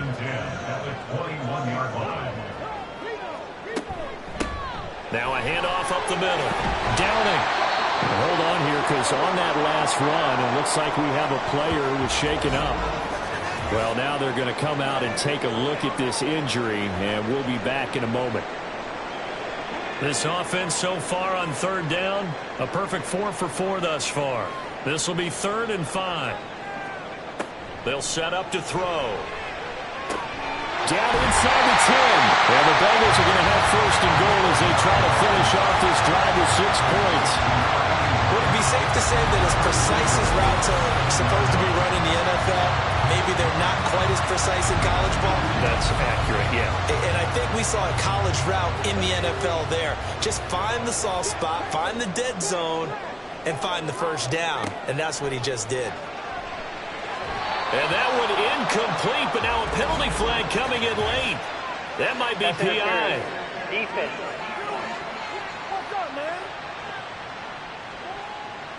So the ball's moved to about the 1 after the penalty. 1st and goal. They'll try to run this one in. And they'll take this into the end zone for Bengal TD. A great effort there. His first touchdown on the year. And the Bengals are an extra point away from drawing level. Sometimes offense, if you get too cute down near the goal line, but there's nothing fancy about this one.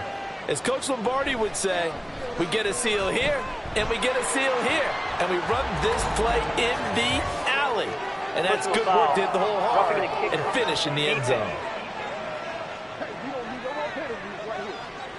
So they'll go ahead and accept the penalty.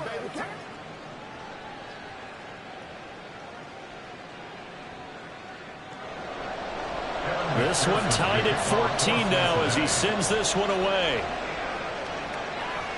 And this will be a touchback as that sails over the end line. So out come the Cowboys now as their offense gets set to take over. So both of these teams, Charles, coming off touchdowns now, but this offense, they just had to stand on the sideline, watch their opponent author a really impressive drive to reach the end zone. Yeah, and I think you're not telling yourself the truth if you don't think there's some one-upsmanship going on right now, because they just had their touchdown answered by a drive of double-digit plays that also found the end zone. Now they want to do something even more impressive to answer that one. So one play, and they're already just shy of midfield. Running game working. They'll stick with it on 1st down. And across midfield he goes and into Bengal territory. It's a pickup of 4, and it'll bring up 2nd down. It's now 2nd and 6. Hands it off out of the gun. They'll get only a couple down to the 44.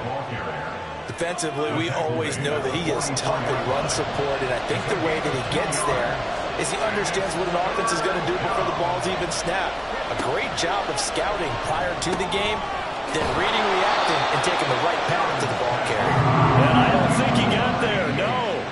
He's short by maybe a foot, maybe. Call it 4th and inches. Mike McCarthy pretty decisive. He brings out that red challenge flag. Previous play is under review.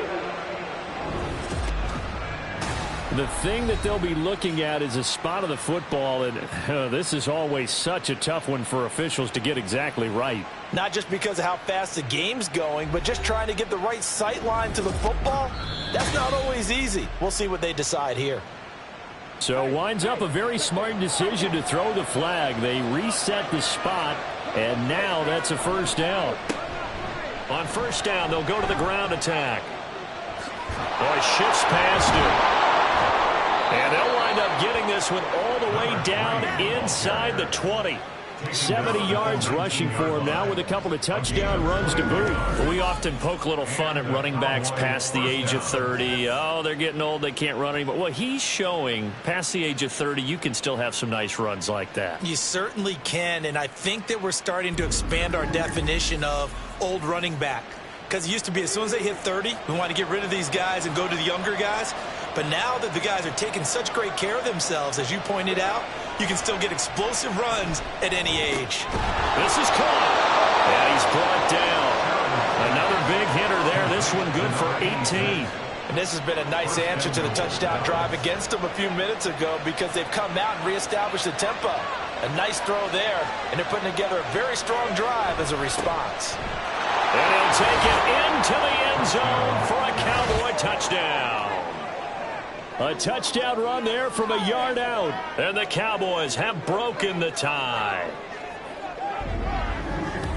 Well, fans of old school football, they got to be loving this, partner. All three drives so far have ended in a touchdown, and all three on the ground. And when you say fans of old school football, count me in, because you just don't see ground games dominate the scoring by pounding the rock like this anymore. To me, this is refreshing. Extra point splits the uprights, and the lead is now 21-14. The kick team out there for the Cowboys as they run up to send this one away. And he'll get it up past the 20 to about the 22. Cincinnati's offense coming back here onto the field. And right now, we've got a little bit of an offensive masterpiece going on both sides, moving the football, scoring points. It's almost like somebody put the defense on rookie mode in this one. I mean, we haven't even left the first half, Charles, and we're certainly on pace for a shootout. An excellent start for both offenses. The fans have to be enjoying this to seeing all these points go up on the board. As a former defender, you know I'm not enjoying this at all. But right now, both these teams just trading haymakers. Let's see if anyone slips up first. Can anyone counter with a nice little jab and get things going in their direction? They get 7 out of that, so they're left with a 3rd and 3. One thing you're hoping for when you run drag routes, you're able to hit a receiver in stride, and he can pick up a lot of yardage after the catch. But in this situation, the defense was effective, able to stop him before he could get a good head of steam going. And he is going to have a Bengals first down as they're able to get the 3rd down conversion. We often hear the phrase sure-handed tight ends, and he certainly fits into that category. Plus, he's got a quarterback who knows to look his way when they need a big pickup. And on this play, he finds it for the first down.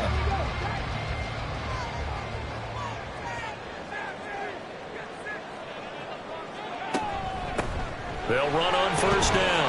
Nickerson. The result here, a pickup of 8. Leaves him with 2 to go on 2nd down. 2nd and a couple.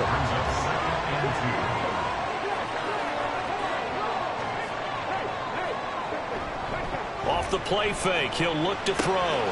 Quick hitter here, it's complete. No gain on the play. And now 2 yards to go on 3rd down. No gain on the play. Makes it 3rd and 2. Back to throw here. And that is incomplete.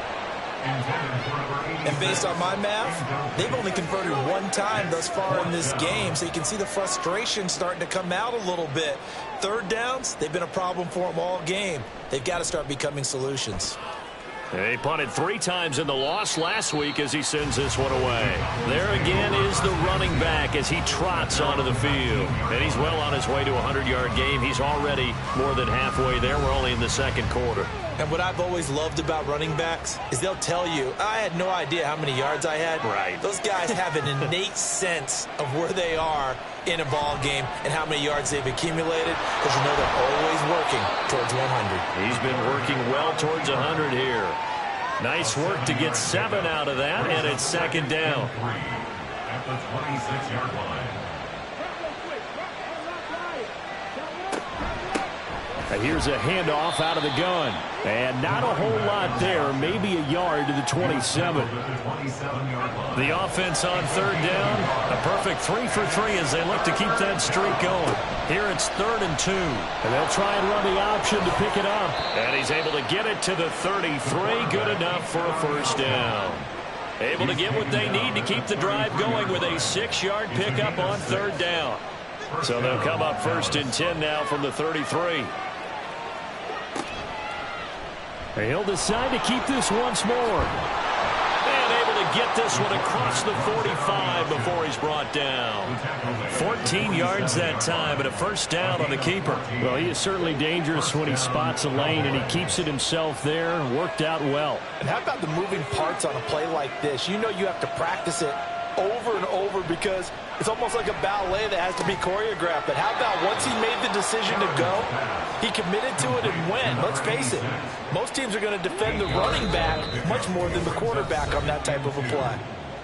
And we've hit the 2-minute mark in this first half of action. 2 yards to go, 2nd down.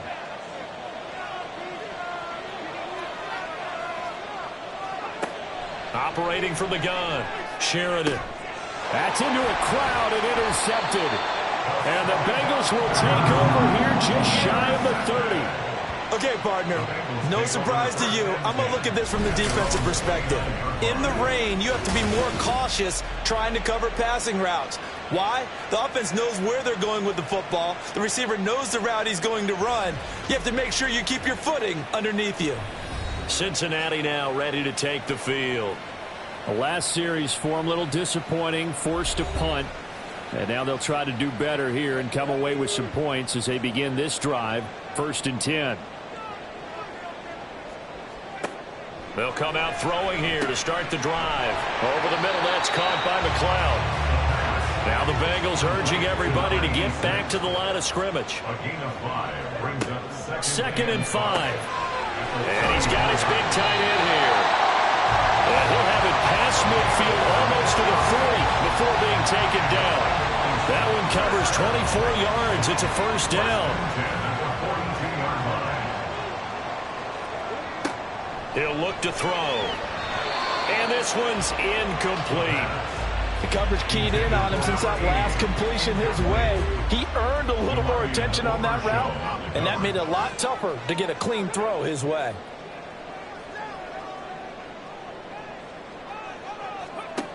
Again, he'll drop to throw. And he'll find McLeod on the right side complete. They get 7 out of that, so they're left with a 3rd and 3. Coming up here looking for 3 yards to pick up the first.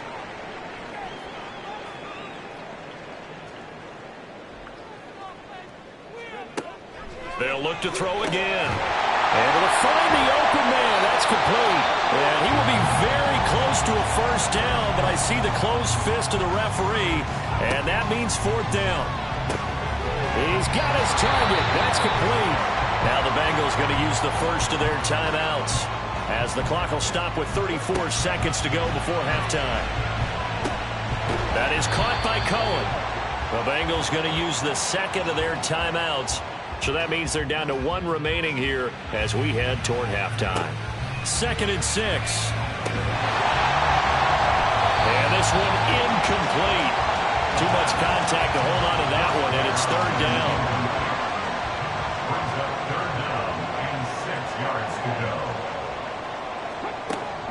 He'll drop to throw. Oh, no, it's incomplete. Well, it's a touchdown if he holds on, but somehow took his eyes off of it, falls to the ground, and brings up 4th down. For the Bengals field goal, a 38-yard attempt. McPherson's kick is good. So he's been automatic to this point of the season, and he connects on the field goal there. And what a luxury it is to have a kicker you can depend upon, partner, because he hasn't missed all year long. Converts on that one as well. And kudos to you. You didn't jinx him. And able to get this out to the 25. About set for this next drive by the Cowboys offense. And with time quickly fading here in the 2nd quarter, not sure how aggressively, offensively they want to play this. I think we'll find out just how much they trust their guys in this situation if they decide to take a shot. On first down, Sheridan. And taking it across midfield and inside the 45. And with just 1 second remaining in the first half, they'll call the timeout. And this won't get there. Won't be online either. It's no good. Off to the right. So that would have been something from that distance, but to no avail. Comes up empty as we have reached the intermission. As we'll head down to Orlando, that's where we find our man Jonathan Coachman at our EA Sports Halftime Report. Coach. All right, Brandon, we'll get back to you guys in a bit. But first, time for a trip around the league on this final weekend of September. We'll get started up at FedEx Field in our nation's capital. And it's the Browns who have the lead in the second quarter. The Browns locked in a tight one, but this is a game you feel they've got to have. From there, it's off to Indianapolis to check on the Colts at Lucas Oil Stadium. And they've got the lead over the visiting Houston Texans. Trevor Lawrence with a couple of touchdown passes there. Lastly, let's head up to the Twin Cities to check in on the Vikings at home in Minneapolis. As you can see, the score there in the second quarter. The Titans seem to be on their way to what would be a good victory.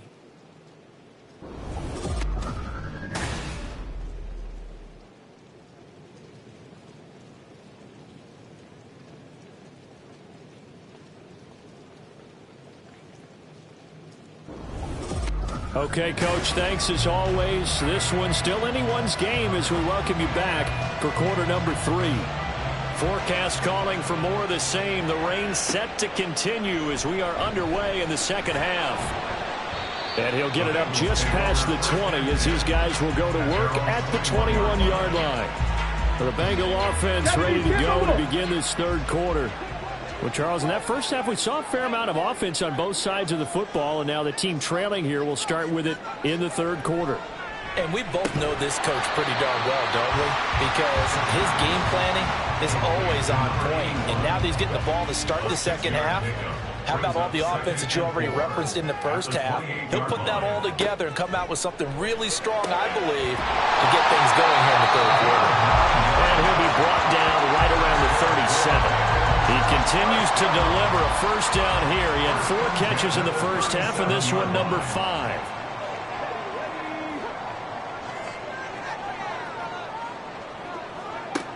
They'll look to throw here.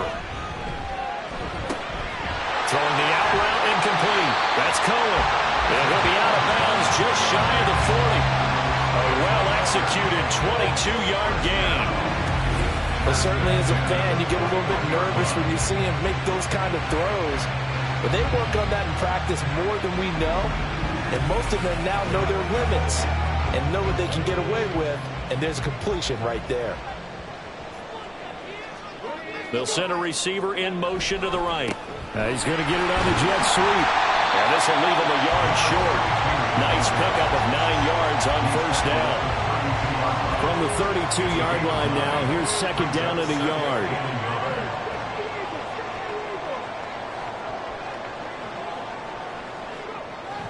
They'll set up a throw. Got his man complete over the middle.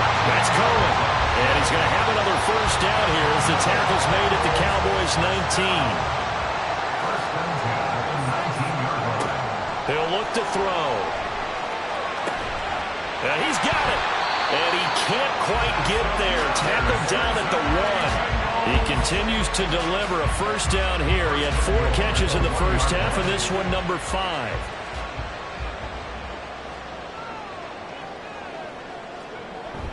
And they'll turn to the power game to try to get in. And just a short gain that time as they're able to get him down. Only a yard on the pickup there. Second and goal. From the shotgun, he'll look to throw.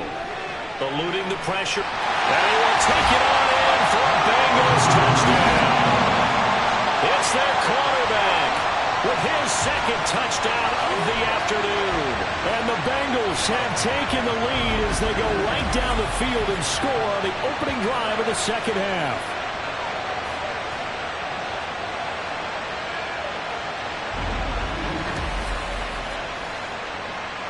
McPherson on for the point after.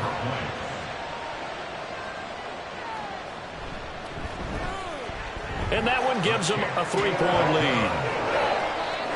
So that drive goes 8 plays. And it's finished off with a Cincinnati touchdown. From a yard or two deep, here comes a return. And ultimately cannot get this out to the 25-yard line as he's dropped at the 23. The Cowboys offense now, they head out for their first possession of the second half. And, Charles, it feels like we're set up for a good second half here. Came out of the locker room, one-score game. Now the lead has already changed hands. Well, this offense, they've got an opportunity right now to take that lead right back. Yeah, and it feels like you're going back and forth almost a little bit like a tennis match, right? And we're just, our heads just keep moving. Which side has it? Which side's going to score? How are they going to go out doing it? A little bit of a challenge for each side trying to match each other. And he can't find anywhere to go with it. And he goes down. Finally hauled down for the first time this game. Multiple defenders in there to drop him. Well, they brought the lead into this third quarter, and now they're really stepping up, setting a tone here defensively. They came right out roaring because you had to know that in the locker room, they talked about setting that tone that you just described, continuing the dominance that they exhibited in the first half. To give you an idea of how accurate he's been throwing the football, we're in the second half. That's just his second incompletion. Well, if he's that locked in, that means everyone's locked in, because to me it's like throwing a no-hitter in baseball. The pitcher may get the credit, a lot of people making plays behind him in the field.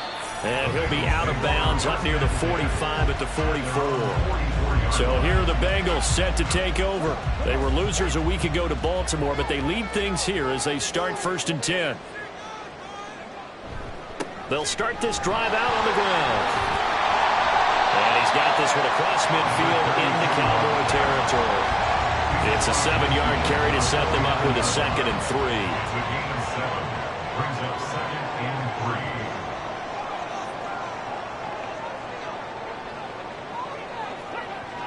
3. They'll look to throw. Now he'll dump it underneath to his running back, complete. And he'll get it down here to the 43.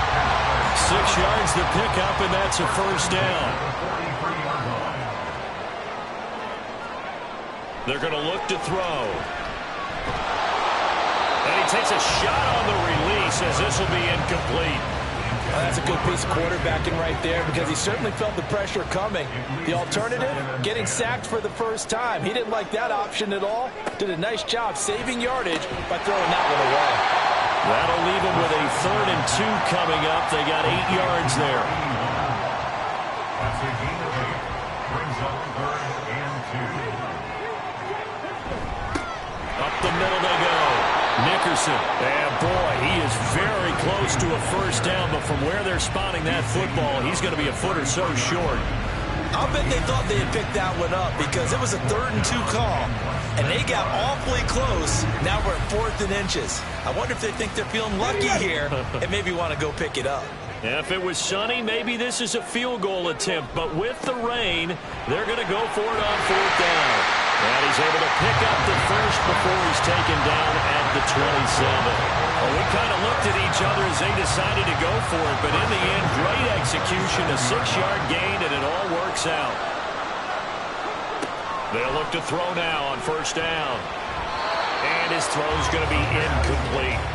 Well, he certainly thought he had a window to push that ball downfield, but as soon as he released the throw, the corner was there to slam that window shut. In motion goes McLeod. Here's a fake on the jet sweep, and instead a give up the middle. Down right around the 25. They do get a couple, but they'll be left staring at a 3rd and 8 coming up. They'll be in search of 8 yards here as they hope to convert the first down.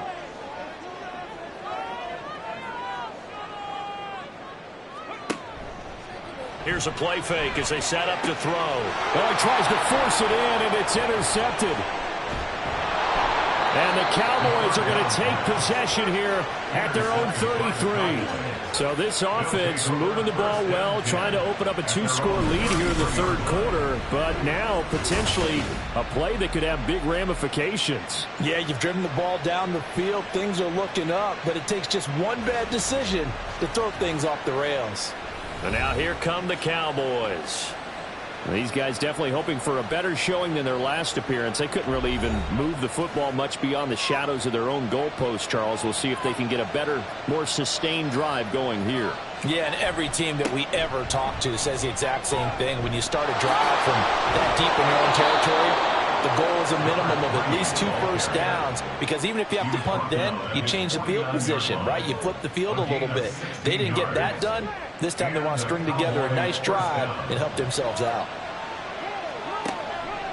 They go play action here on first down. Got a man over the middle, and it's complete.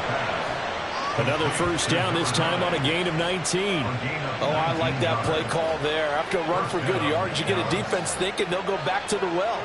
So that's a great time to call play action and give your receivers a little extra edge.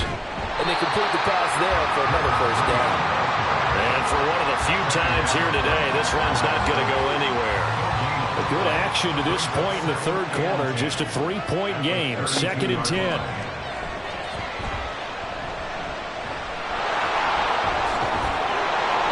Inside the 20 before he's brought down.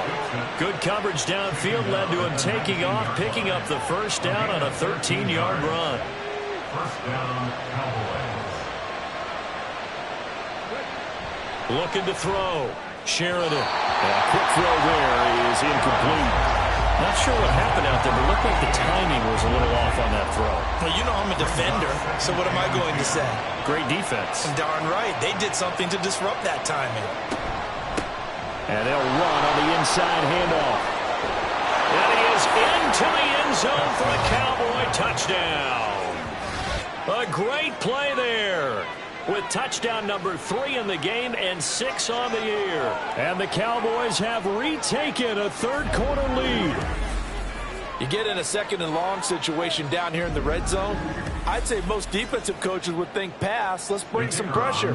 So this is kind of a tendency breaker here to hit him with something on the ground, and he'll take it all the way into the end zone. Point after, right down the middle. And that will make this a 4-point game. Out is the kickoff unit as they run up and send this one away.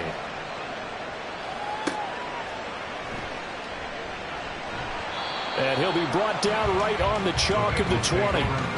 Ready to go on offense. Out come the Bengals. And we'll see if they can bounce back from that last drive. In particular, if they can bounce back at the quarterback position, Charles, after throwing their first interception of the ball game. Yeah, and some guys, you know they're going to want to try and get a big play right away and take control back. Others, they're going to look to hit a couple shorter passes, get a little momentum back that way. But for the defense, that goal's not changing a bit. They want another pick. You're exactly right about that. In fact, you've got to watch them a little bit, because in coverage, they may cut down their gaps a little bit, maybe their splits a little bit, in order to try and get to the ball even faster. And now a throw on first down there, but it's incomplete. I certainly thought he had an open look beyond the first down marker to his receiver, but they just couldn't connect, and that will send them back to the drawing board.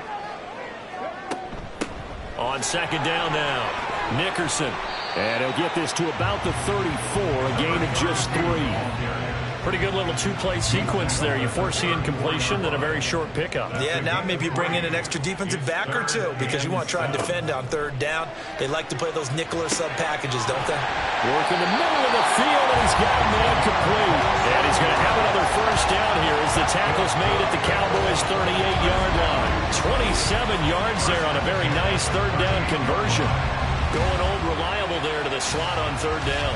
And the slot position has become the bane of just about every defense's existence, because how do you cover? Do you go with a bigger guy to try and use size? Try to go with a quicker guy, and sometimes you even get out quick there. Very difficult to match up with that slot receiver. That's why they keep going back to him. And he's had the hot hand.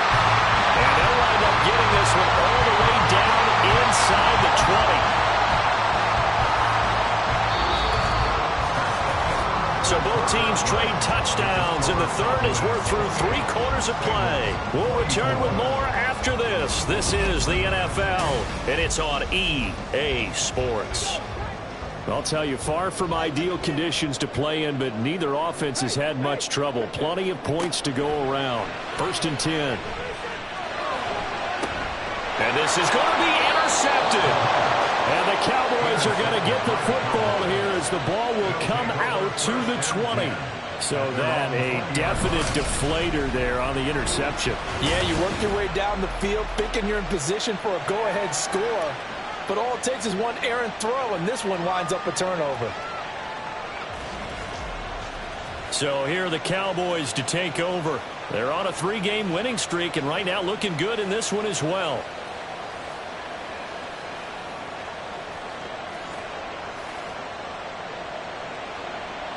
The previous play is under review. The thing that they'll be looking at is a spot of the football, and this is always such a tough one for officials to get exactly right. Not just because of how fast the game's going, but just trying to get the right sight line to the football. That's not always easy. We'll see what they decide here. The Dallas offense here set to begin the drive. Another important fourth-quarter series coming up. That last INT helping to maintain their slim advantage. We've got a pause following the play because it appears a member of the Bengals in some discomfort. Hopefully, obviously nothing serious here. Medical staff, though, going to take a peek, and we'll take a break. So after the sack, here's 2nd and 14. Back to throw. Sheridan. That one caught by Gibson. So the completion good for 6 yards, and that's going to set up a tough 3rd and 9.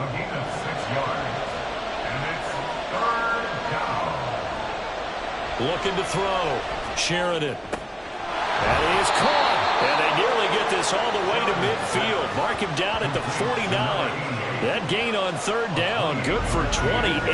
And that certainly appears to be a critical conversion right there, because not only do they keep the drive going, they take valuable time off the clock as well. They have to feel really good about that last completion.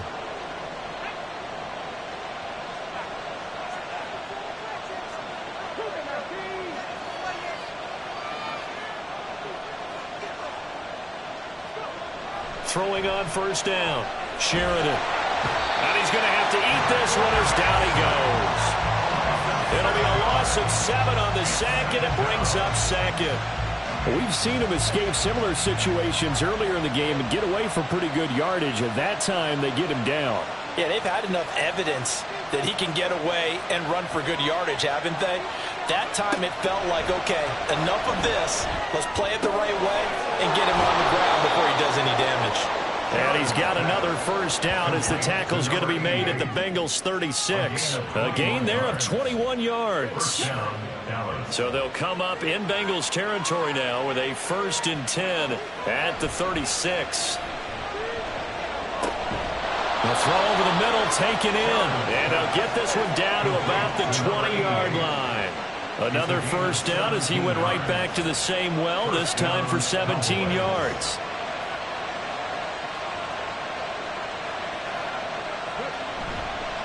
Off-play action. Sheridan.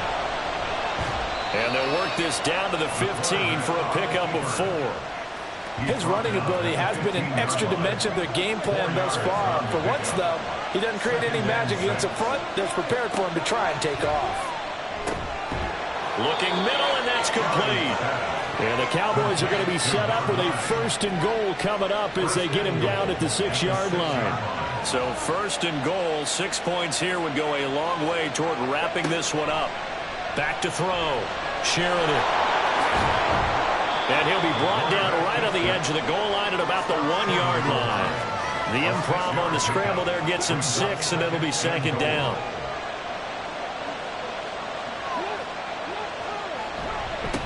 They'll try to run this one in. And maybe a measure of revenge there. He's had his way in this one, but this time they get him behind the line. That backs him up 1 yard and brings up 3rd down.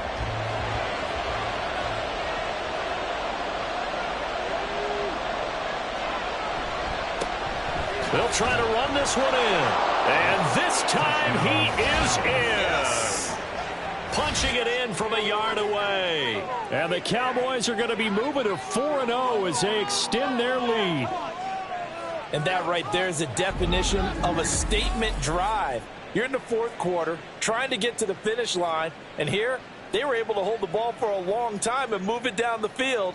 And how about them finishing it off with the touchdown run? Winning football 101, check that box.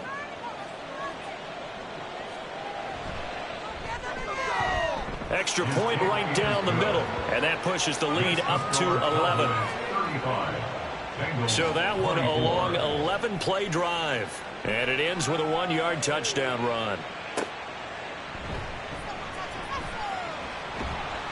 And it's a pretty good return here as he'll get this up to the 29. Cincinnati set to take over once again. And the script really is flipped for them. The momentum on the other sideline, and now they have to try and battle back from a 2-score deficit. Trying to shake off the interception from the last drive. He'll look to throw. And they get him down, but not before he takes it across the 40-yard line. We got a pause following the play because it appears a member of the Bengals in some discomfort. The medical staff will attend to him, and we will step aside. One play has him up past the 40 already, and another 1st and 10. Now a handoff up the middle. Nickerson trying to run inside, but nothing there. And now we're going to get a stoppage. A member of the Cowboys shaken up. The medical staff is going to come out here and take a look, and we will take a short break. So after the run for no gain, here's 2nd and 10. Back to throw. He's got the hook up to McLeod. And he's able to take it across midfield before going out of bounds. A yard all they need, but it's 3rd down.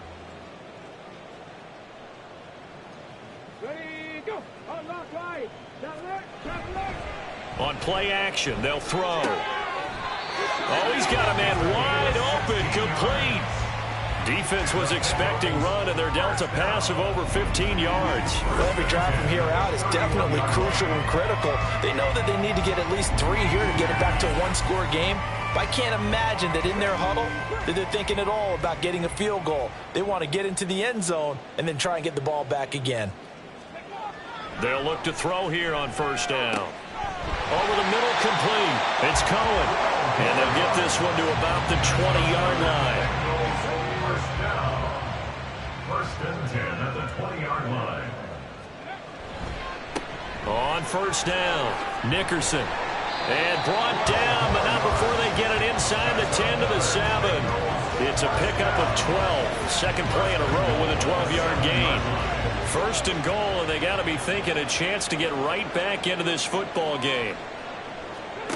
Back to throw here. And that is caught. He's got it for the Bengal touchdown. A 7-yard touchdown grab. And the Bengals have made it a 1-score game again here in the 4th. So how about that for an answer? They get the touchdown there, and it's back to a 1-score game here in the 4th. And that's what these guys have done all game long because they've scratched. And now remember, all touchdowns are reviewed, and in a tight game like this, they're going to take a good long look at it. They're taking a peek at whether or not those feet were in bounds, and obviously a big call here in the end zone. And not just the feet. How about the hands? How's the ball possessed while the feet are hopefully getting down in bounds? That's what they're trying to look at to see if it all comes together. So they called it a touchdown originally, and this will stay a touchdown after the video review, so they had it right. It's caught at the 1. And he will get into the end zone to cut the lead down to a single point. And around the goal line, especially on 2-point tries, sometimes the QB's best friend is that big target, the tight end. I love how you described it because you know he's going to have some length and some catch radius as well as a big body to keep people away from the football.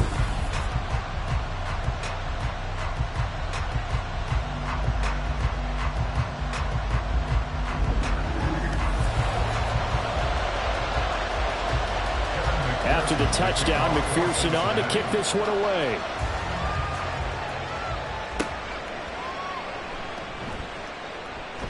And out a little across the 25 to the 27. Getting set to go again as we look at the back heading onto the field again. I guess it kind of goes without saying at this point, but he's had a great game, as we like to say, a nose for the end zone, no doubt. Continues to find it throughout this game, and I'm sure he's got a nice place to live. He might want to make an offer on the end zone for a second home because that's what it's been like throughout this contest. He knows how to get there, and boy, he looks happy when he does. He's already bought all the property in the end zone. That's the problem. He's going to sell to himself now. Brings up 2nd and 8. And they'll give him another shot here on the ground. And he'll take this to the 32, a gain of about 3. The recipe's pretty simple, I think, right? You just give your superstar the ball, continue to feed him. Yeah, don't overthink this one, right? Make sure he's touching the football, but you're also counting on his intelligence in playing the game as well. If it's not there, don't force the run. Just make sure you hang on to the football and keep the clock ticking. Give them 15 there, and the Cowboys have a first. And that pickup of a first down, that's going to leave a mark because they really needed to stop them there, didn't they? Oh, so frustrating. Defensively, you're a play away from getting that football back here down late. Tough. Now they've got to find a way to create a turnover or takeaway. Otherwise, this one will probably get away from them.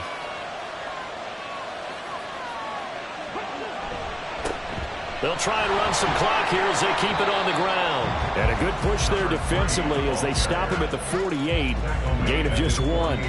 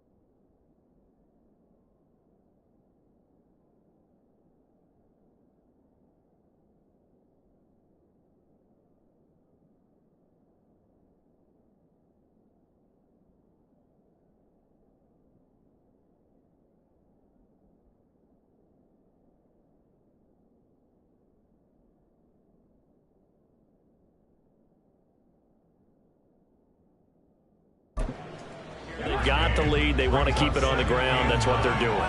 Smart football. Keep the clock grinding. Keep it going. But you got to figure now they're going to see more people stacked up at the line of scrimmage as they try and bleed it out. And he's fortunate to get anything from that. Give him a yard up to the 49. One of the bigger plays in the game thus far. The crowd getting into it as we come up on a big third down. 3 points separating these two sides with 2 minutes left to go in the fourth. This is a big third down, and you'd have to think we'd see a timeout right away if they can't stop him here. Off the play fake. Sheridan. Wide open receiver complete. And quickly we're going to get another stop here with 1:54 left as they call the timeout defensively. 5 points of contact necessary at this stage as they'll run on first down. The Bengals going to use the second of their timeouts.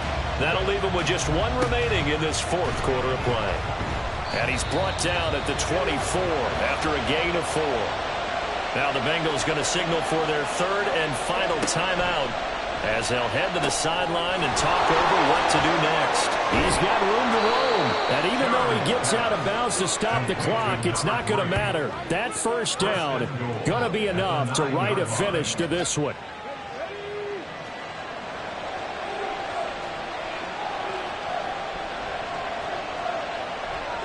And they take a knee. This drive's taken more than 3 minutes off the clock already as they come up on second down.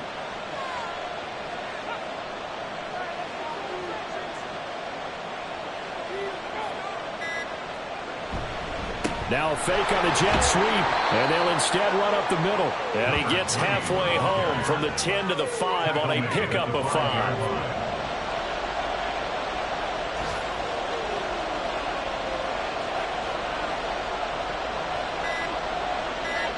The Cowboys on their way to victory as they take a knee. And the clock will roll down to zeros. 4 weeks in, 4-0. I don't think anybody needs to alert the 72 Dolphins just yet, but great start to the season. Great start. How about taking a knee at the end? And there's no better feeling for a team than to do that, to close out a victory. But you're right, at 4-0, they're sending a message to the rest of the league. They're going to be tough to deal with. Well, in a close game like this, obviously you want the touchdown, but certainly they will take the 3. And they'll be okay with that, but let's throw a little credit to the defense as well. And I'm just glad this doesn't come down to a debate, right? Which side won, partner? Because the defense, hey, we didn't give up a touchdown. The offense, hey, we put 3 on the board. Either way you look at it, I think both sides gained something out of that drive. Well, they had one final chance here on the kick return, but no chance on the other side that they were going to let him navigate all the way to the end zone, Charles. And that ends up being the final play in this one. Yeah, you're right about that. Special teams coaches, they spend a lot of time working on these types of situations, and they go over every crazy possibility that can happen in this situation. They were able to cover successfully and end the game.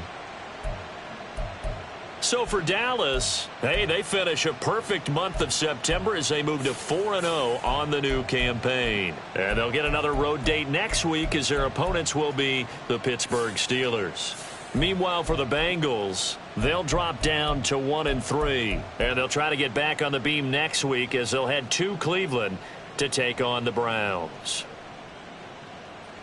So for our entire crew, alongside Charles Davis, I'm Brandon Gaudin. Thanks for watching, everybody. We'll see you next time.